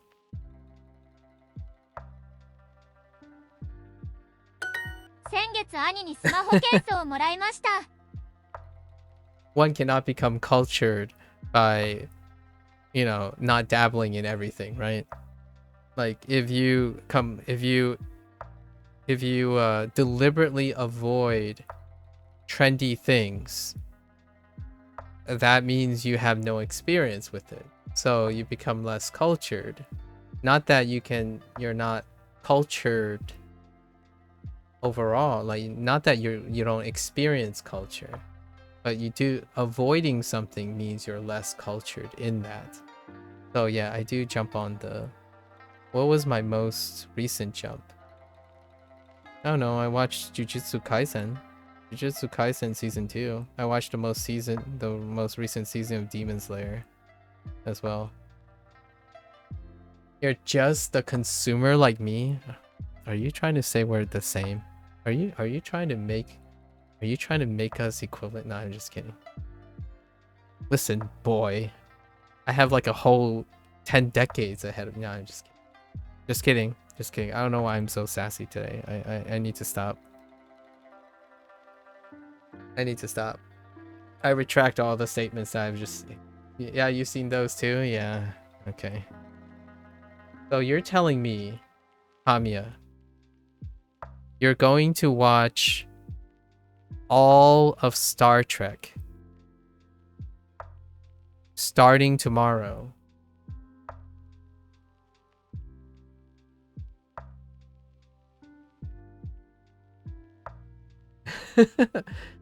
All of it?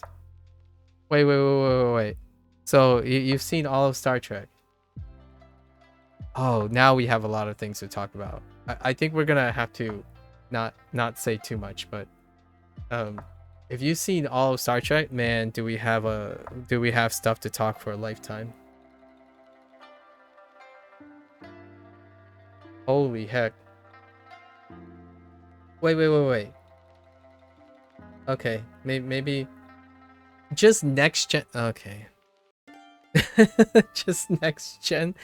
Have you seen all of next gen? Is that what you're telling me? All of next gen? That's good. I think that's sufficient. We have a lot to talk about, then all of next gen is good.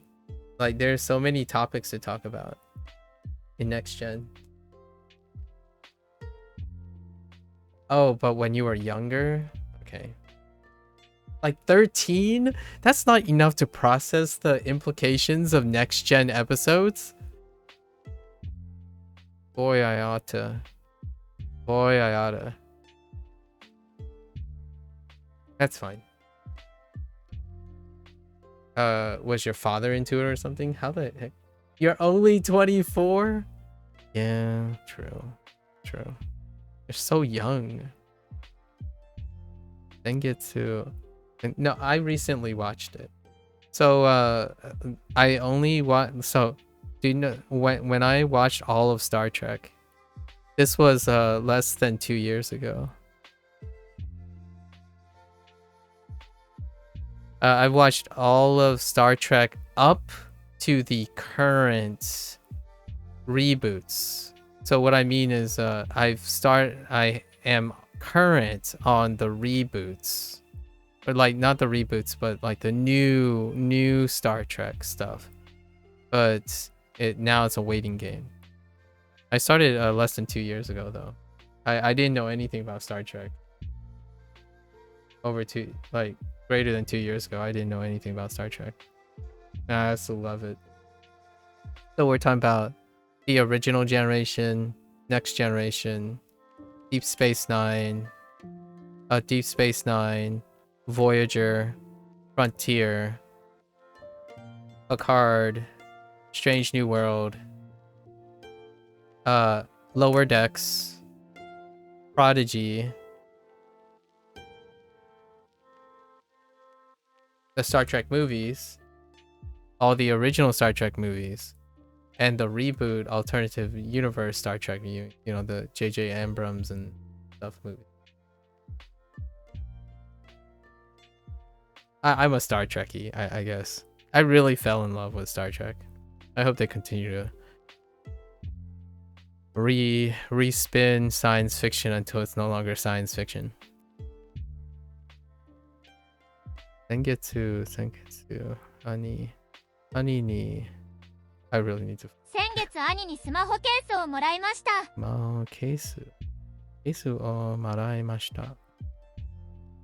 はい。スマホケースを兄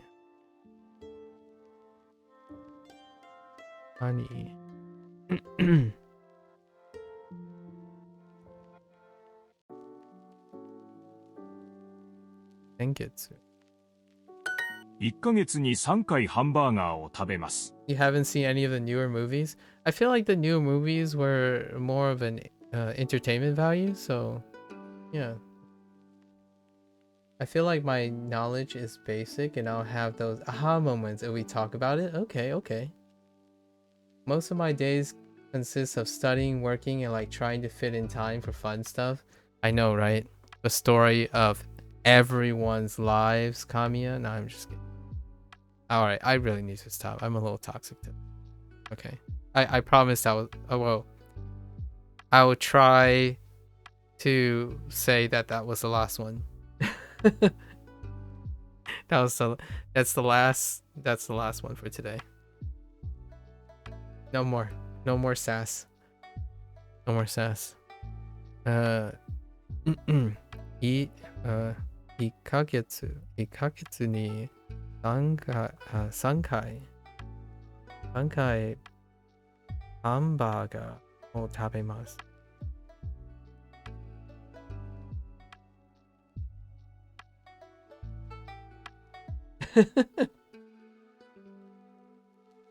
1ヶ月に3回ハンバーガーを食べます。いや、3回。3。1ヶ月に3回ハンバーガーを食べます。誰に CD をもらいましたか？ A very human experience. Next gen. Dude, the one episode that I remember right now, that next gen, is the one where they encountered a planet that is phasic. So every once in a while, this planet phases into another plane, and then in that plane, time passes faster.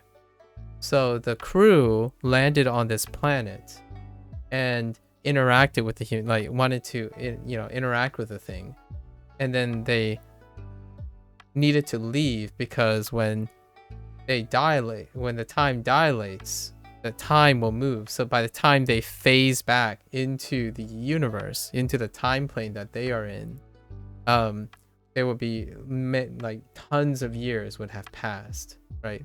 Like hundreds of years would pass. And I forgot what the problem was. Yeah, that's also Interstellar, yeah. Well, it's kind of like Interstellar. Yeah, it's kind of like Interstellar, which they talk about time dilation in Interstellar. Yeah, time dilation. Basically, like the further you travel away, the longer it takes to. And this one is that this particular planet goes through phases. Like they occupy two different phases, like two different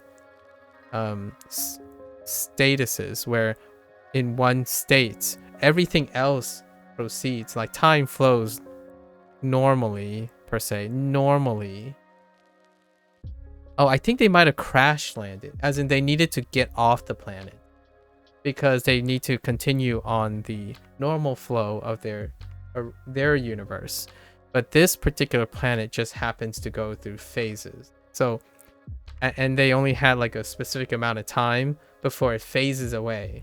And then when it phases away, they go into an alternative plane of existence where that time happens on a different flow. So by the time they come back, right, when the planet comes back into phase with their state, hundreds, if not thousands of years would pass. So the people they meet on this planet would no longer be there. Their ancestors and stuff might. And they're like, the planet itself might have evolved beyond the reaches of the current universe, right? It's such a wonderful concept where like maybe certain objects in the world, their time flows differently, right? And it had this like thing where like, oh yeah, well we need to leave the space. Or there was one where the other episode was they went to a planet where there were such thing as thought crimes. Oh wait, I don't think this is a next gen one. Sorry, this is not a next gen one. This is a DS9. It's a Deep Space Nine episode where they visited a planet where there are thought crimes. So, oh no, wait, there was one. There was an NGS one for thought crimes. In the DS9 one was one of the characters in the show was punished using the same concept of thought crimes, which is the idea that now in this planet or this society, they had the technology to read people's minds. So now it's a crime to have bad thoughts, like to have. So in this planet, this society, it was legal to punish people for having bad thoughts. And then the whole idea is with this machine, there are 0 crimes on the planet because even thoughts are purged.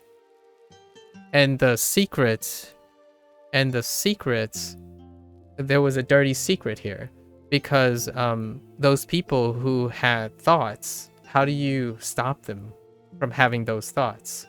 So they ended up resorting to like a form of brainwashing in order to prevent the thought crimes from happening. So the planet itself was probably crime free, largely because all the people on that planet is unable to think of crimes.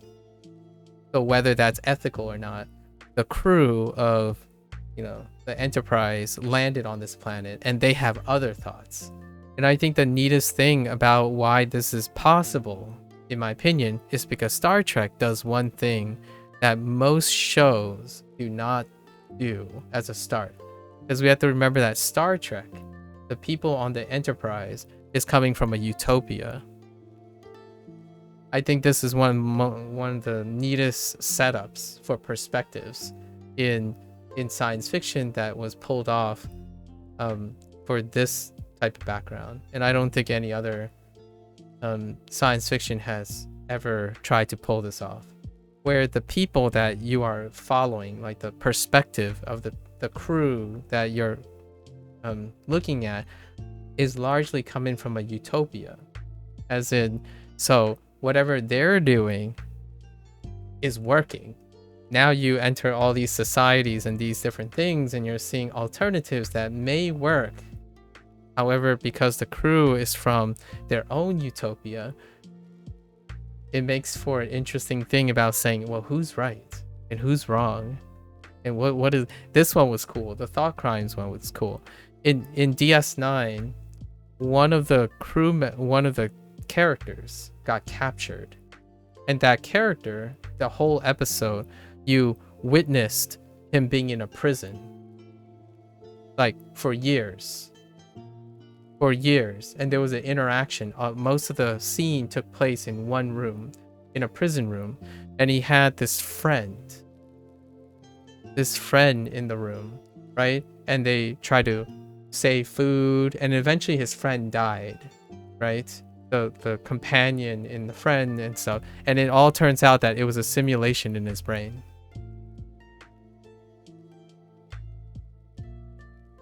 And the rest of the episode, he was released, and the rest of the episode, he had to reconcile whether that experience was real or not.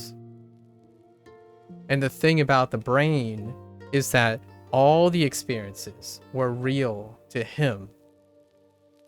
So he experienced like tens of years of anguish, and building a relationship with someone that technically is not real. And it happened in the span of less than, I don't know, I forgot what it is. It's like less than a couple days. He was abducted and restricted. Like, he wasn't necessarily kidnapped, he was punished for a crime. And that's how they punish people. So they punish them by simulating the situation, so that what takes many years, actual years of reconditioning, takes less than moments, right? So it's tackling the idea that you can make someone live or feel as though they've lived tens of years, but when in reality only a few days went by. So that's kind of like a cool little take. And Star Trek is pretty much about that. Every new Star Trek show, they try to spin kind of like similar concepts, like overarching concepts, but in a different context. So that's why sometimes it can get a little messy. But I absolutely love those episodes. Pretty cool. Anyways, thought I'd share a little bit. 誰に CD をもらいましたか？ Okay.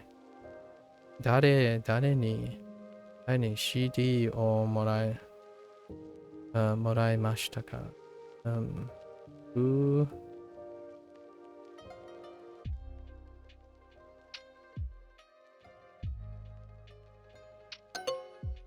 ヶ Okay, you 月に2 Duolingo. 回 Sorry.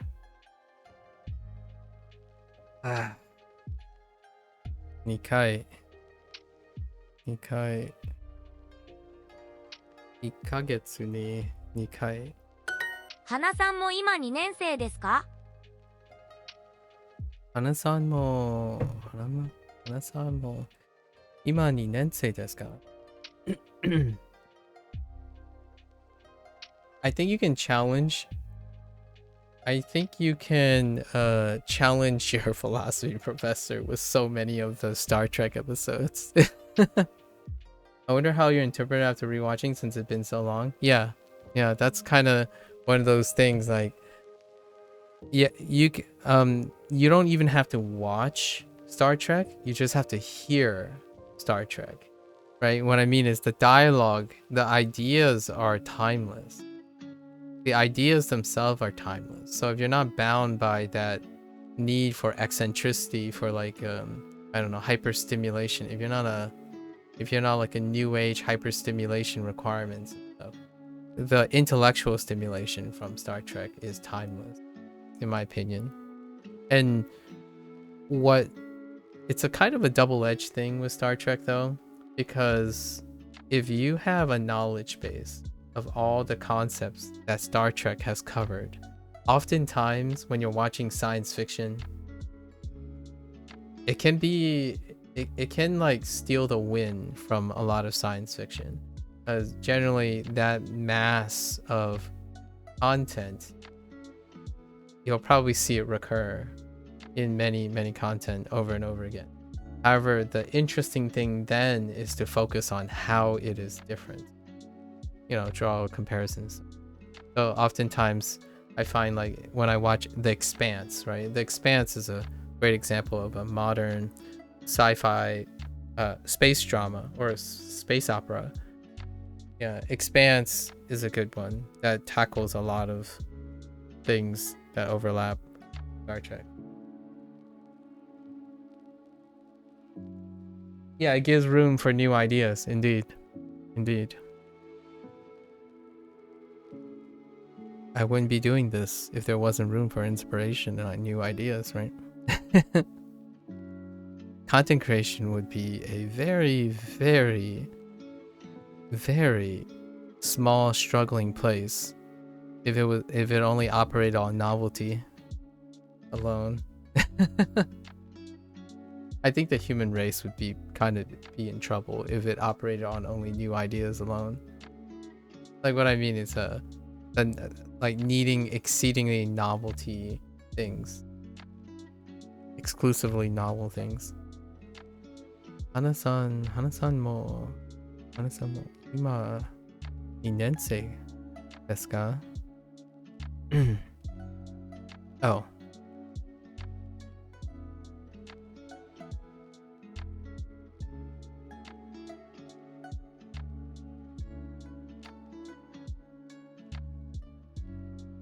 I don't like this phrasing. No, sir. 家族とクルーズ旅行に行きました。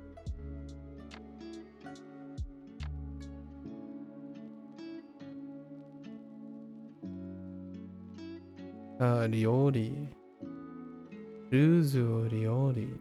I mean, Ryoko. Cruzu Ryoko ni.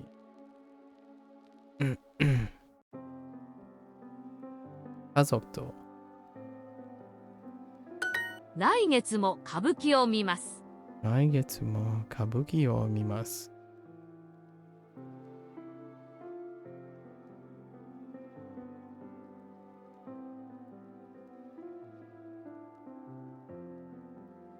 来月。来月も。Okay, that's fine.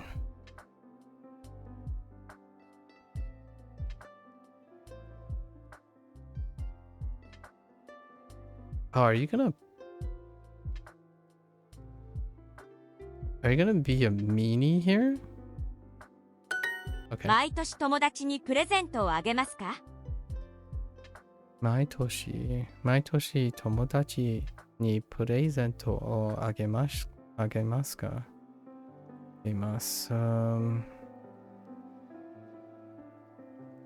あげます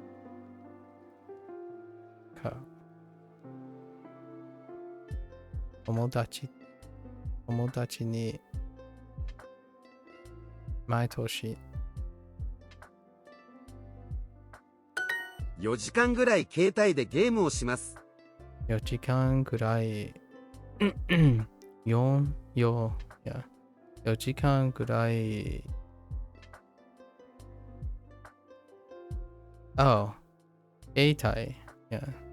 携帯でゲームをします。携帯ゲームをします。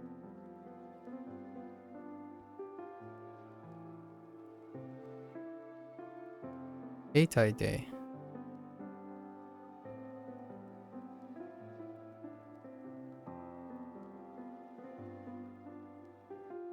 4時間ぐらい3時間ぐらい携帯で猫の動画を見ます。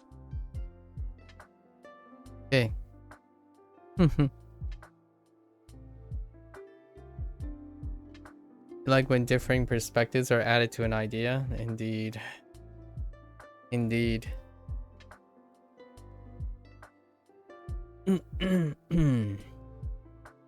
Sense8. The show Sense8.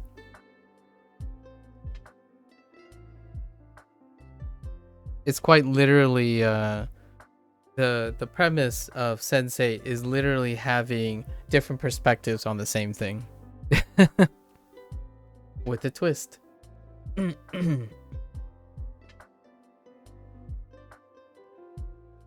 3時間ぐらい携帯で猫の動画を見ます。Oh. This is definitely not me, right? I'm definitely not being called out here.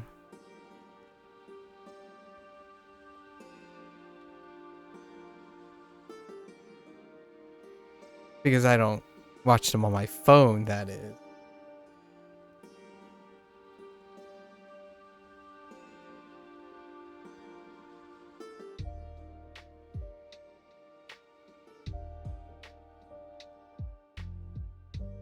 Wait.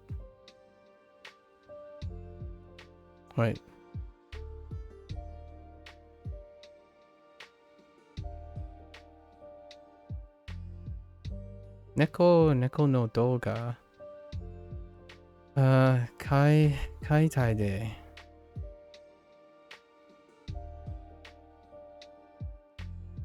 3時間Oh wait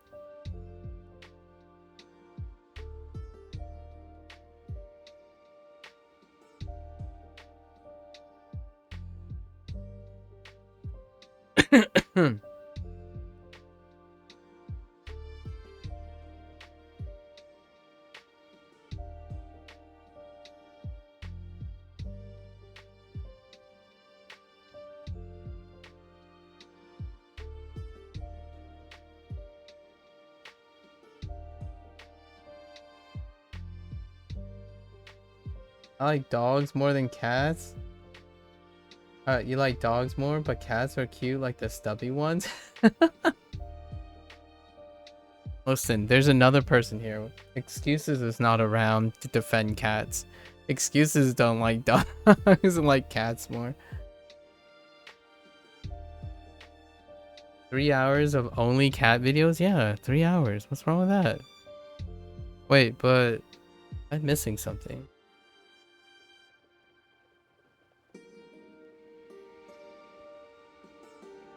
Danjikan gurai, right? Gurai. Danjikan gurai. Keitai de. Keitai de. Sure. Keitai de neko no douga o mimasu.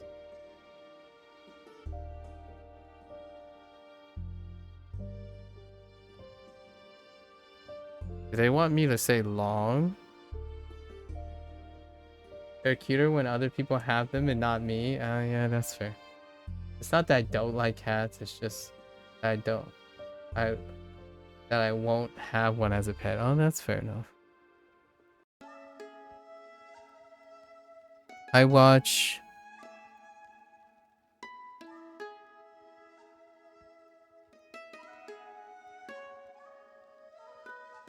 No, I watch cat videos.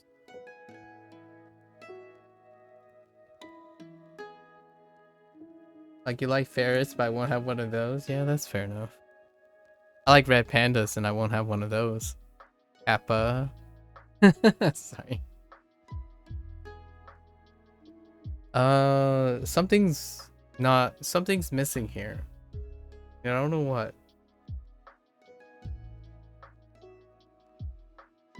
Oh, I watch videos of cats. I watch videos of cats on my phone for about 3 hours. Man, that's not a big deal. Like, what the heck? 誰に CD をもらいましたか？誰に CD をもらいましたか? Duolingo is very specific. Sometimes, you know, you just SMH. Oh, how did I screw this up? Oh, I wrote this. Who?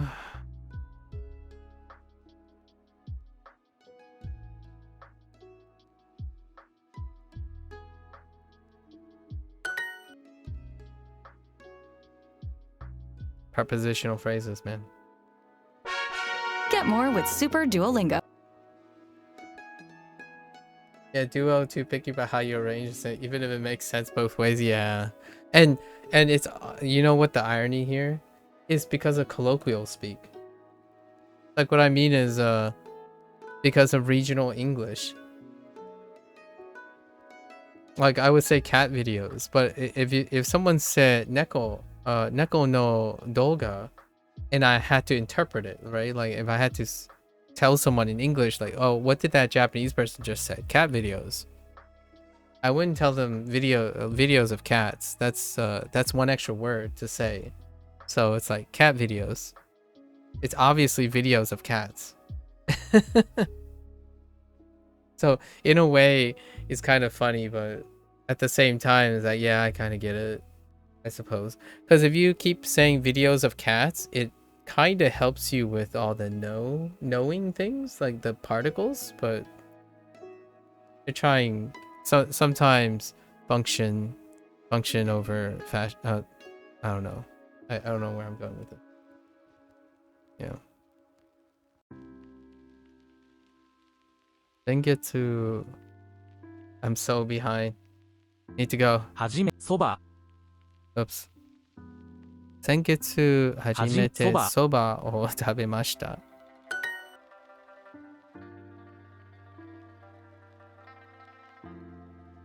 Were I about to say fashion? Wait. What do you mean? What do you mean? 昨日はWere I about to say fashion?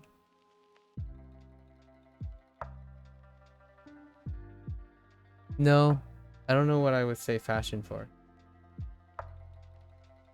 No, no, no, kino hajimete. Oh, I keep doing that. Kino hajimete. It's the same prompt. No, hajimete crepeを食べました.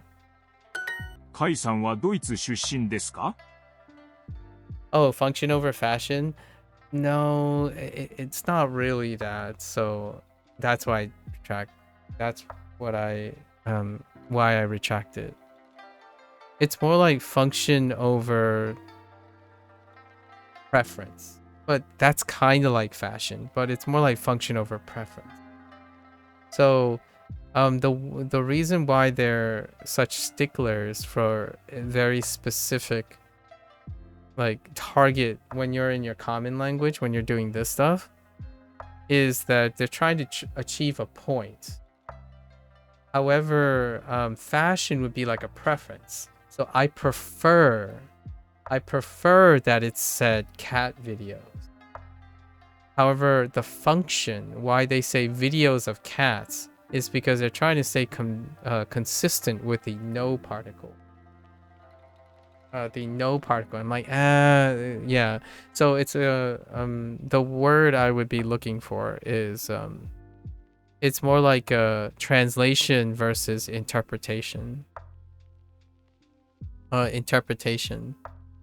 So where like my interpretation is largely the same here. However, the translation is the function. Like you're trying to translate Japanese. The whole point is you have to understand how to consistently translate based on the word they want. So that's kind of what you're focusing on. But over time, you're like, I just want to interpret it. Like, so whenever they write those big, I like the answer, like listen and response stuff. The listen and response stuff is like, that's where interpretation comes. Where, oh, you heard like 4 sentences of stuff. Whether you got 100% of those 4 sentences, or maybe like 3 paragraphs, they could even do 3 paragraphs. It doesn't really matter to me of the length. Whether you get 100%, that's more like a translational. Like you're trying to translate everything. But for me, if I need to answer a question, right, or I need to be interested, you're interpreting the things.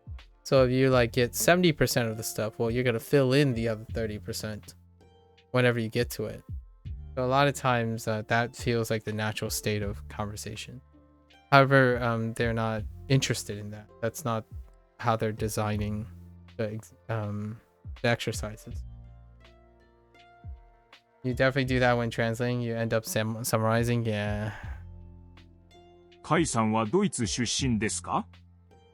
カイさんはドイツ出身ですか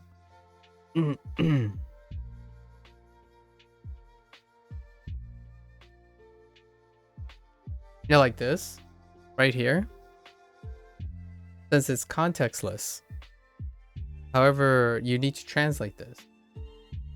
There's no like keyboard function or something, because I would interpret it since there's no context, right? There's no context here. You could say that it's saying instead of saying are you from Germany, Kai, you could say is Kai from Germany.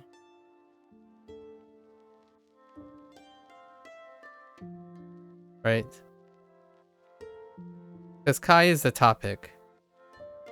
It's marked by the topic. However, what they're saying is Kai is in the vocative. So there's a comma here. So like, are you from Germany, Kai? Or better yet, you can put it up here. Like, Kai, are you from Germany? So I immediately think this is saying, is Kai from Germany? But that's not what they're doing here. They're not saying this is the only way. They're saying that, hey, sometimes we're going to ask you for this. Sometimes we're going to ask you for this. So it's supposed to throw you off, kind of. Because they're telling you that since this is contextless, in my opinion, since this is contextless, it can be interpreted in either way. However, in the prompt, only one of these ways are going to be available. And you have to know which one. So whenever your mind floats to your natural one, the one that you want to look for, and it doesn't line up with the one that they are currently doing, you can get bopped by, like, you can lose a heart for it. So the idea is, what are they preparing you for? It's a function. That's how they're approaching it. So they want to keep this simple sentence structure, right? They want to keep this exercise to be simple sentences. So then how do you demonstrate to the person that because there's not enough context, there's more than one way to look at this sentence? Choose one and then later choose the other one. Because I know how do I know this for sure? When you get to like section 3 and plus, actually definitely now in the most recent section, which we'll see again, and I've been making mental notes of these. Like for example, the current section I'm on. So you can say that because of lack of context, it makes you search all the possibilities. Yes, exactly. So Duolingo does most of the possibilities, and they do one on top of that. And you're supposed to like, and some of them are unnatural because you're just looking at possibilities, not which one is most natural. You see what I mean? Like, so the thing that Duolingo gets nailed for is that some things are really unnatural, right? Unnatural. And the idea is, well, learning simple sentences without context is unnatural. So their approach is to give you all the possibilities. They're all technically grammatically correct, but some of them are going to be unnatural. So the ones that you don't prefer is going to be unnatural, or people don't prefer, whatever people is. And then the other ones are just unnatural. They're just I call them turn of phrases. I don't know if that's being used correctly, but it's kind of like saying, I went to get a ball, right? I go to get a ball, right? Or go get a ball. Like they're gonna try to bootstrap all through all of them, and then they do one better, or in my opinion they do one on top of that, where in the current units, like any unit past like section 3, let's see, 26, if they say something like I look up on the web or something, like I look up on the website, they're gonna also say something like I look up reviews on the website. And then they're gonna do something like I look up reviews on the internet. Right, their next prompt would be like net instead of saito. They're gonna use neto, and then they're gonna swap out look or see. Right, for see, these are two separate words, and then they're gonna try to switch up review. So they're gonna constantly try to do all the separate things because there's not enough context, so you don't have a preference, so they just keep swapping it up, and it happens very regularly. and you get used to that. So now the thing is, I go through each exercise looking at, it's like, okay, they're probably gonna replace this. So let me think of another way to say this. They can probably use internet.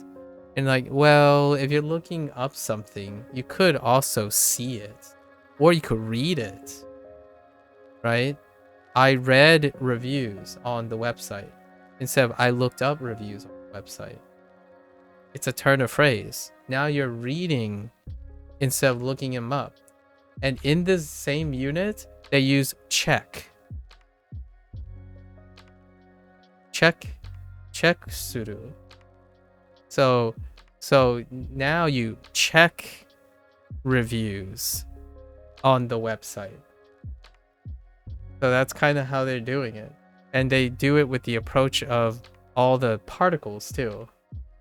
All your particles, if there's like, wait a minute, does this mean, if I said like kai-san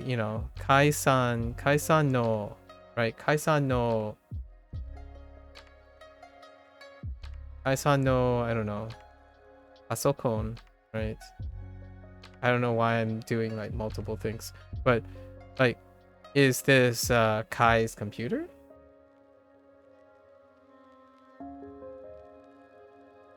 Or is it the computer?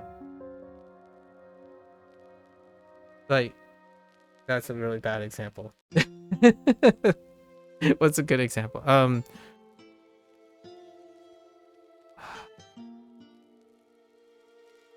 Maybe position is a good example.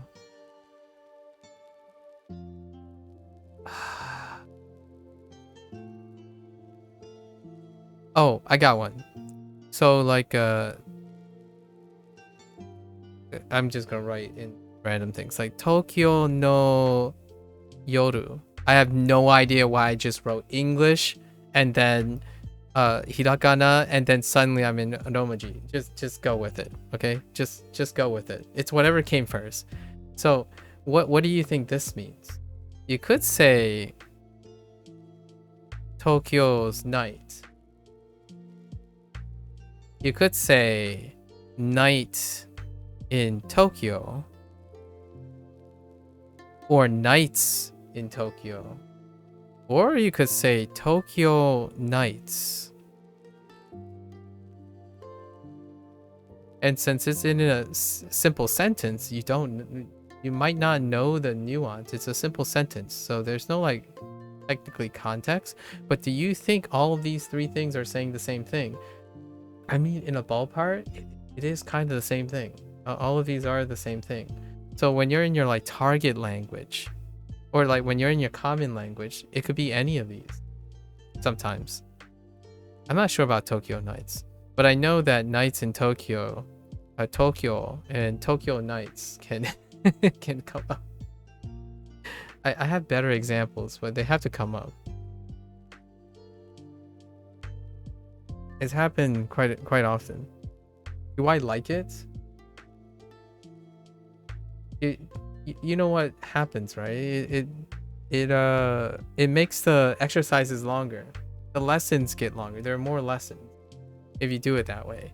So I don't know if that's also their goal, but that's kind of how they go about it, in my opinion.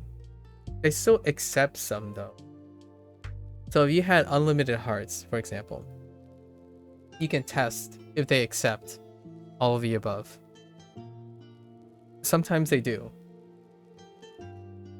Maybe in lessons this will come up. Yeah, I can illustrate it. I always note these things in my head. Like once we get out of personalized practice. This is let's get out of personalized practice. So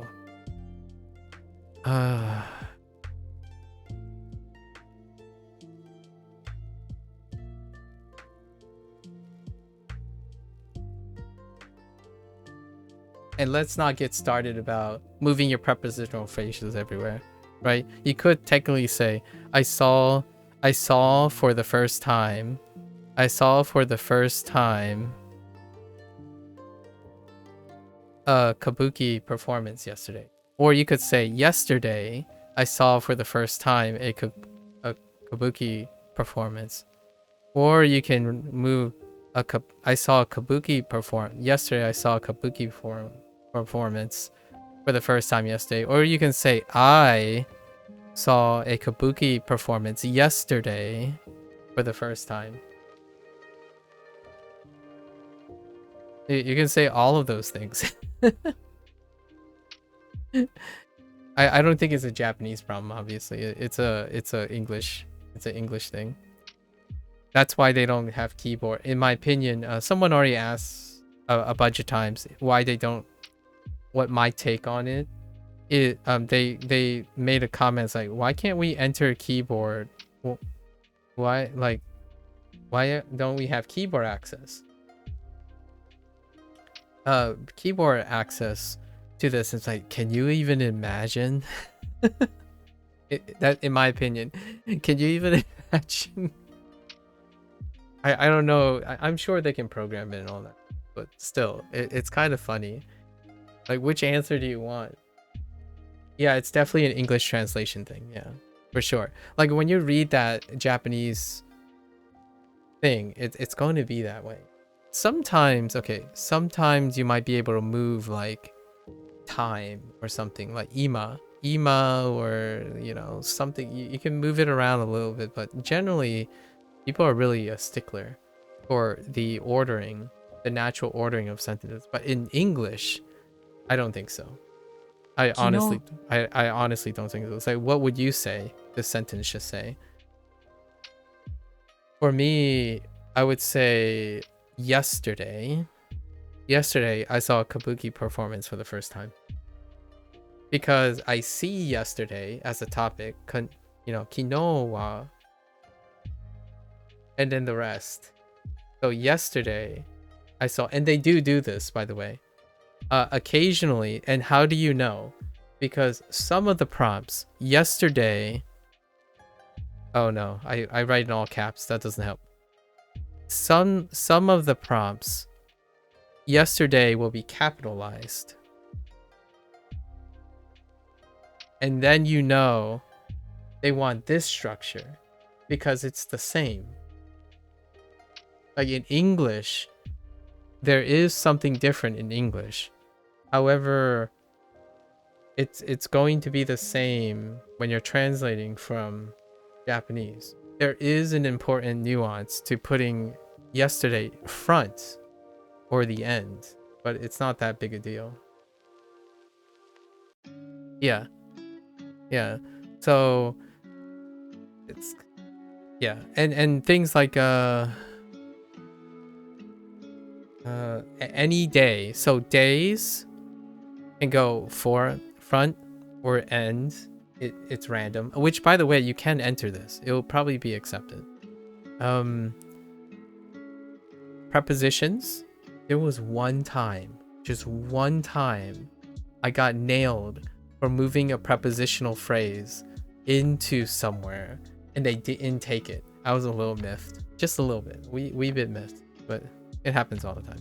I mean, like, you just gotta know. You get what you call it. I made this joke back then. You get Duolingo fluent at some point. You're like, this is probably what they're looking for. And then you're just like, let's find out if this is what they're looking for. It is. Otherwise, they're gonna say, well, another correct answer would be, because whenever you get that, another correct answer would be, Duolingo is just basically telling you you didn't get the one that we want you to get. But fine, we'll take it. 多分絵本を買います。 I think it's really funny. It's a fun game to play that I don't think is intentional. 多分絵本を買います. However, when the sentence gets super basic like this, there's only one way, so it's fine. Oh no, see, not even this. Like, I'll probably buy a picture book. I'll buy a picture book, probably. I'll buy a picture book. But what they're really looking for is I'll probably buy a picture book. I'm just saying. Just, you know, an English problem. I like to translate it in my head before looking at the words, but Duo just does what it wants. Yeah, true. Yeah, you can do both though. Yeah, you know, you can translate in your head, then you translate Duo style. That's kind of what I do for a while, just to entertain myself. But yeah, probably I'll buy a picture book. I'll probably buy a picture book. I'll buy a picture book probably. This is the one they want. 紫のスーツは好きですか？紫のスーツは Oh, ski desu ka? Wow, I haven't seen ski desu ka in a while like that. Okay.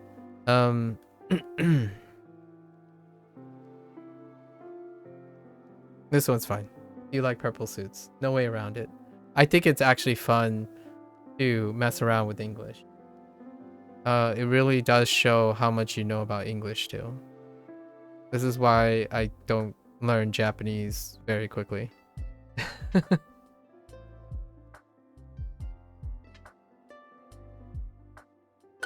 花さんはまだ3年生ですか？ Among other things. Among other reasons, Kamiya. Among other reasons why I don't learn Japanese very quickly. You know exactly what I mean. Hana-san wa mada 3年生ですか? Oh no, here we go again.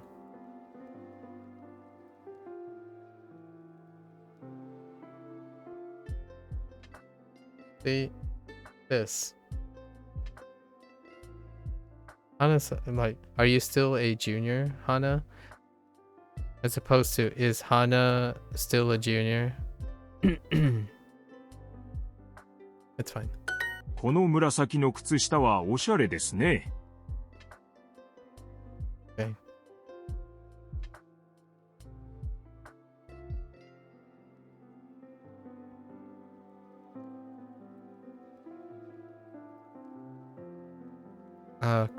Kutsushita.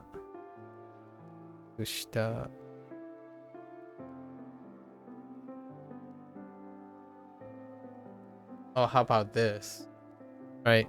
I mean, I guess I'm used to saying socks, but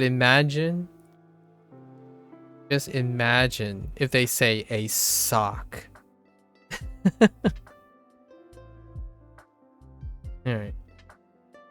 You're learning it at your pace and that's all that matters. Maybe I'm too positive. I'll be back. Alright. Good luck. Enjoy your food. And I heckin' love those that dancing duck emote thing is so good.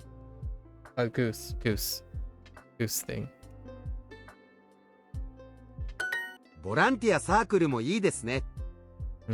ボランティアサークルもいいですね。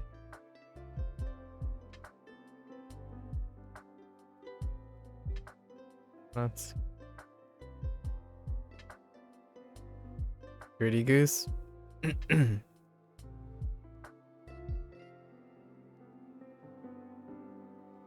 Wait, I don't know if you know what that reference is. Do you know what that reference is? I'm pretty sure it's referencing it's a dance move. We'll talk about it later. It's fine. ケンさんも3年生ですか? There's a reason why I like it.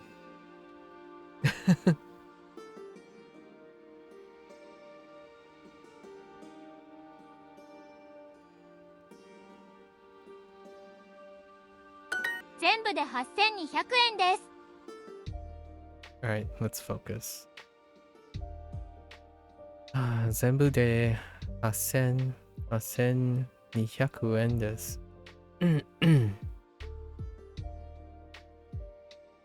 8200円です。ドイツと日本ドイツと日本。Okay. Sure. 8300円。8300円。100? 300。100。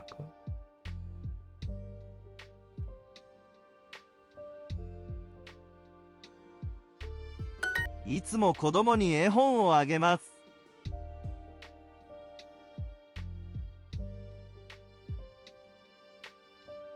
子供。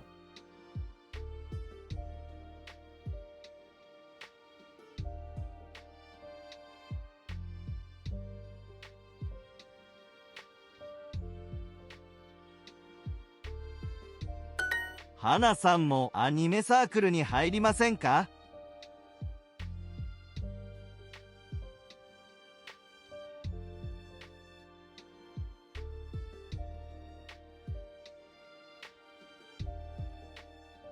花さんも。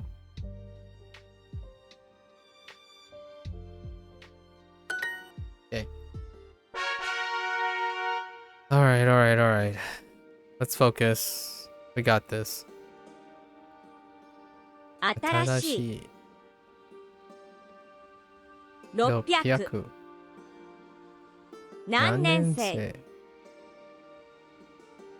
先週。人気。このこのレストランはこのレストランマンション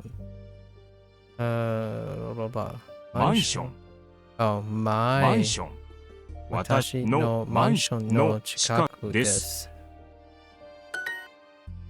Alright, we're back to the present day. Okay. このレストランは素敵で静かです。Okay? Okay is the lesson. Okay. 安いレストランを look up 調べます is the unit レストランのサイトでメニューを見ましょう。サイト。このレストランはおしゃれで綺麗です。で、建物の屋上に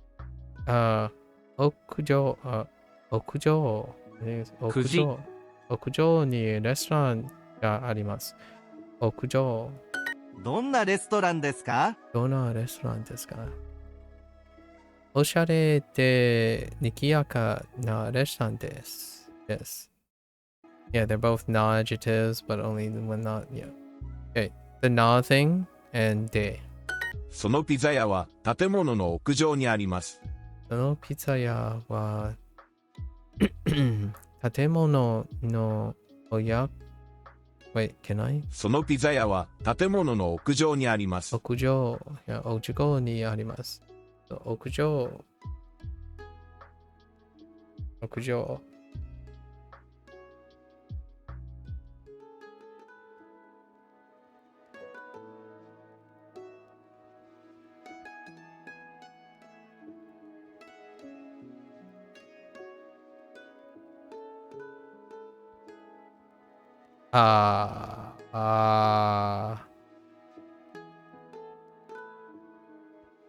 Really? Okay. Sure.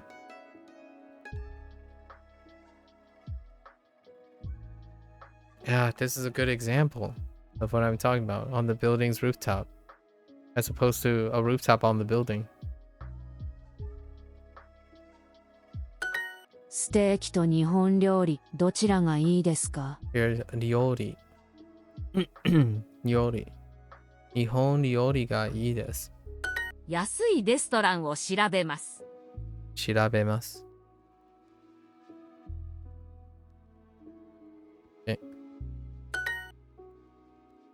料理。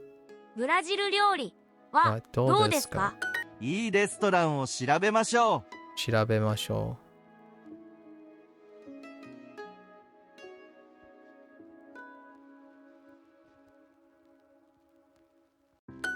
この人気のピザ屋はどうですか？人気。人気。この人気のピザ屋はどうですか？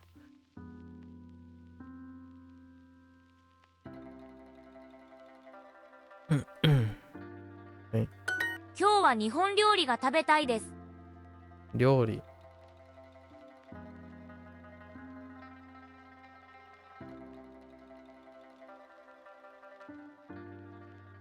Yeah, that's a good example again.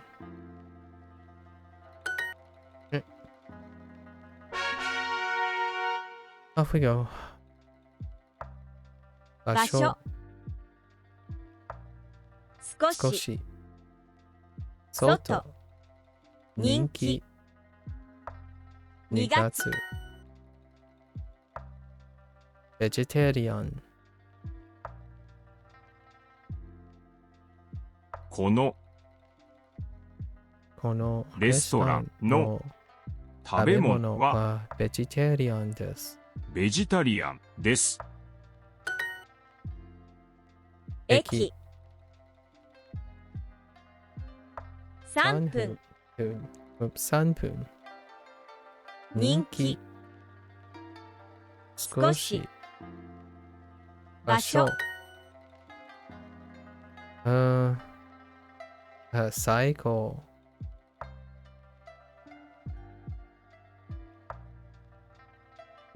ここのスタッフは always いつも最高です。そのレストランのシェフ。Okay, I got the シェフ。シェフはとても有名です。シェフ。このレストランの食べ物はきれいで美味しいです。で、このレストランの食べ物はヘルシーです。ヘルシー。食べ物？その寿司屋の食べ物はきれいで美味しいです。このレストランはどうですか？静かって素敵ですね。でも、ちゃんと、ちょっと高いです。Just a bit expensive. これはベジタリアンのレストランです。ベジタリアン。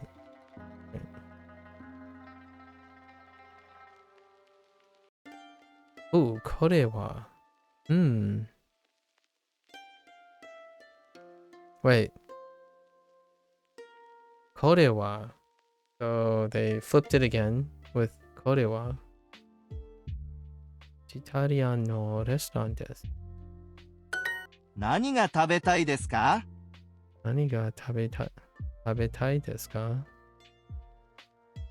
新鮮で美味しいサラダが食べたいです。で、素敵な場所。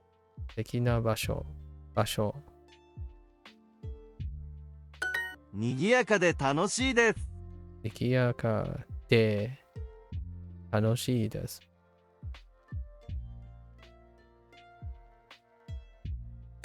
新鮮で美味しい刺身が食べたいです。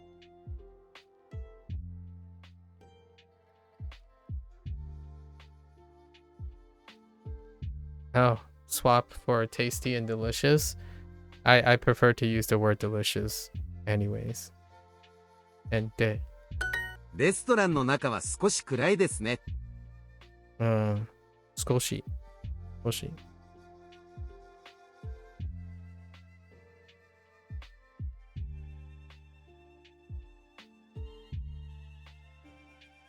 What the... Wait, what's going on? Yeah.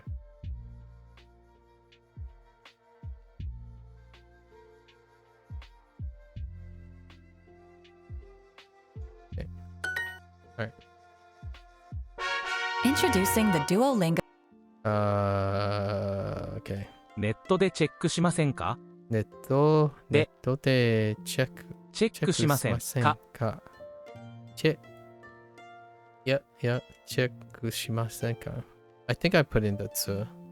ネットでチェックしませんか。予約を入れました。or 入れましょうか。何時の予約を入れましょうか。ネットでメニューをチェックしましょう。チェックしましょう。Okay. ネネットでチェックしましょうしますか。チェックしましょうか。このステーキレストラン。Oh, that's interesting. に Yeah. にしましょうか。にしましょう is the lesson here. And でもまずレビューを見ましょう。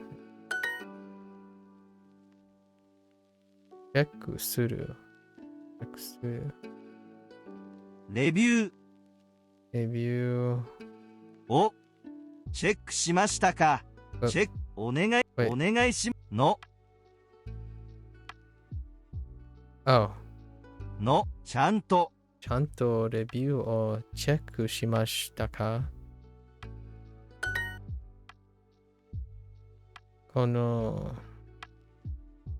しましたか。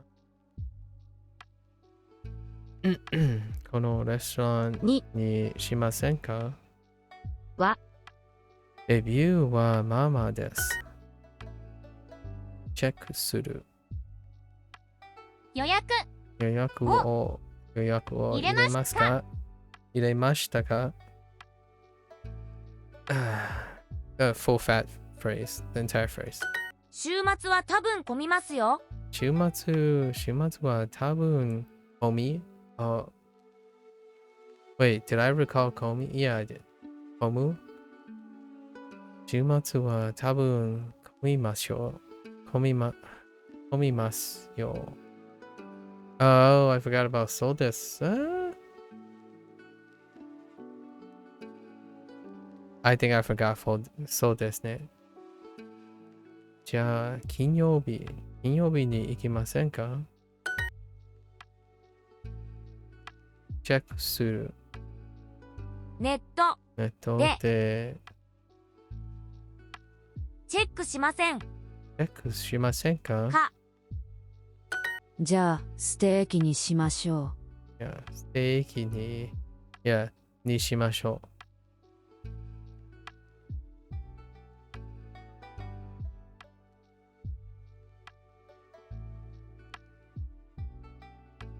メニューをチェックします。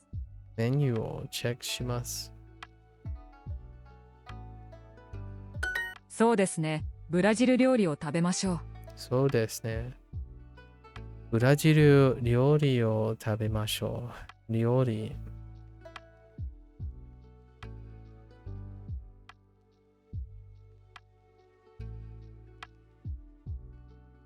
予約を入れましょう。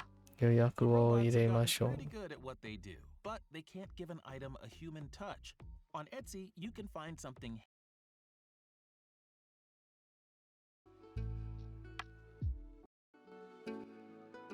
Again, ads.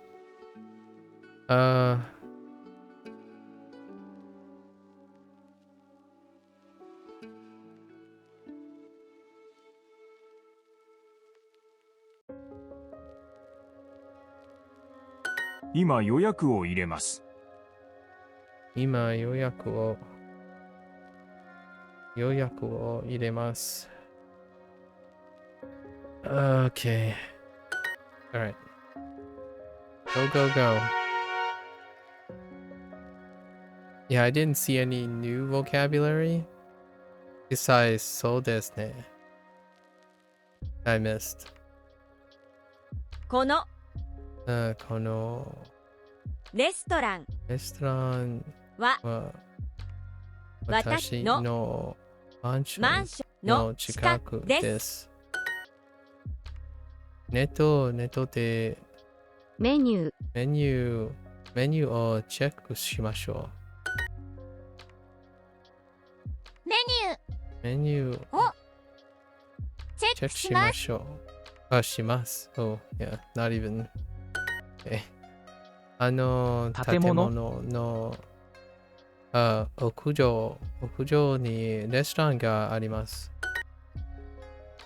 その寿司屋の食べ物はきれいで美味しいです。レストランのサイトを見ましたか？このレストランはどうですか？にぎやかでいいですね。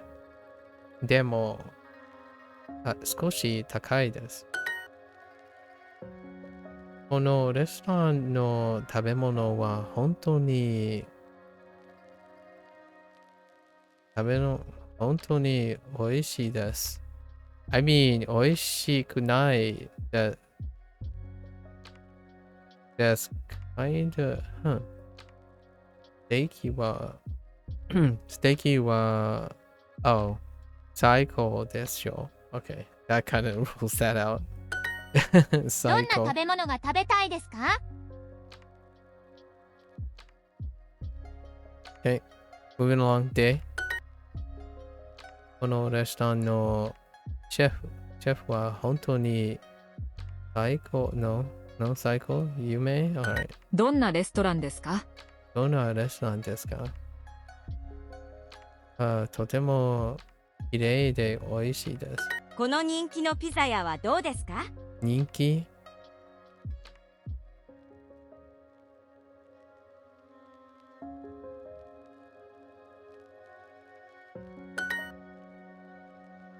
ブラジル料理はどうですか？今日は日本料理が食べたいです。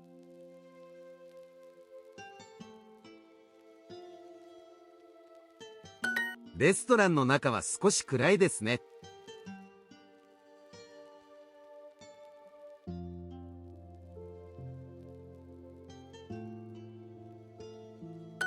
Okay. Yeah, this unit was kind of like nothing really interesting, but it is a grammar point one. Talk about classes at university. Oh, we're going back to school again. All right. It's been way longer than expected, but that's okay. That's okay. Okay. That's a wrap for the Japanese portion. Thanks again for chilling and listening, following along if you wanted to. If you're gonna watch this later, thanks for watching. To those Japanese speakers and learners out there, mata ne, mata ashita. And I am going to take a break before I switch gears. Arigato.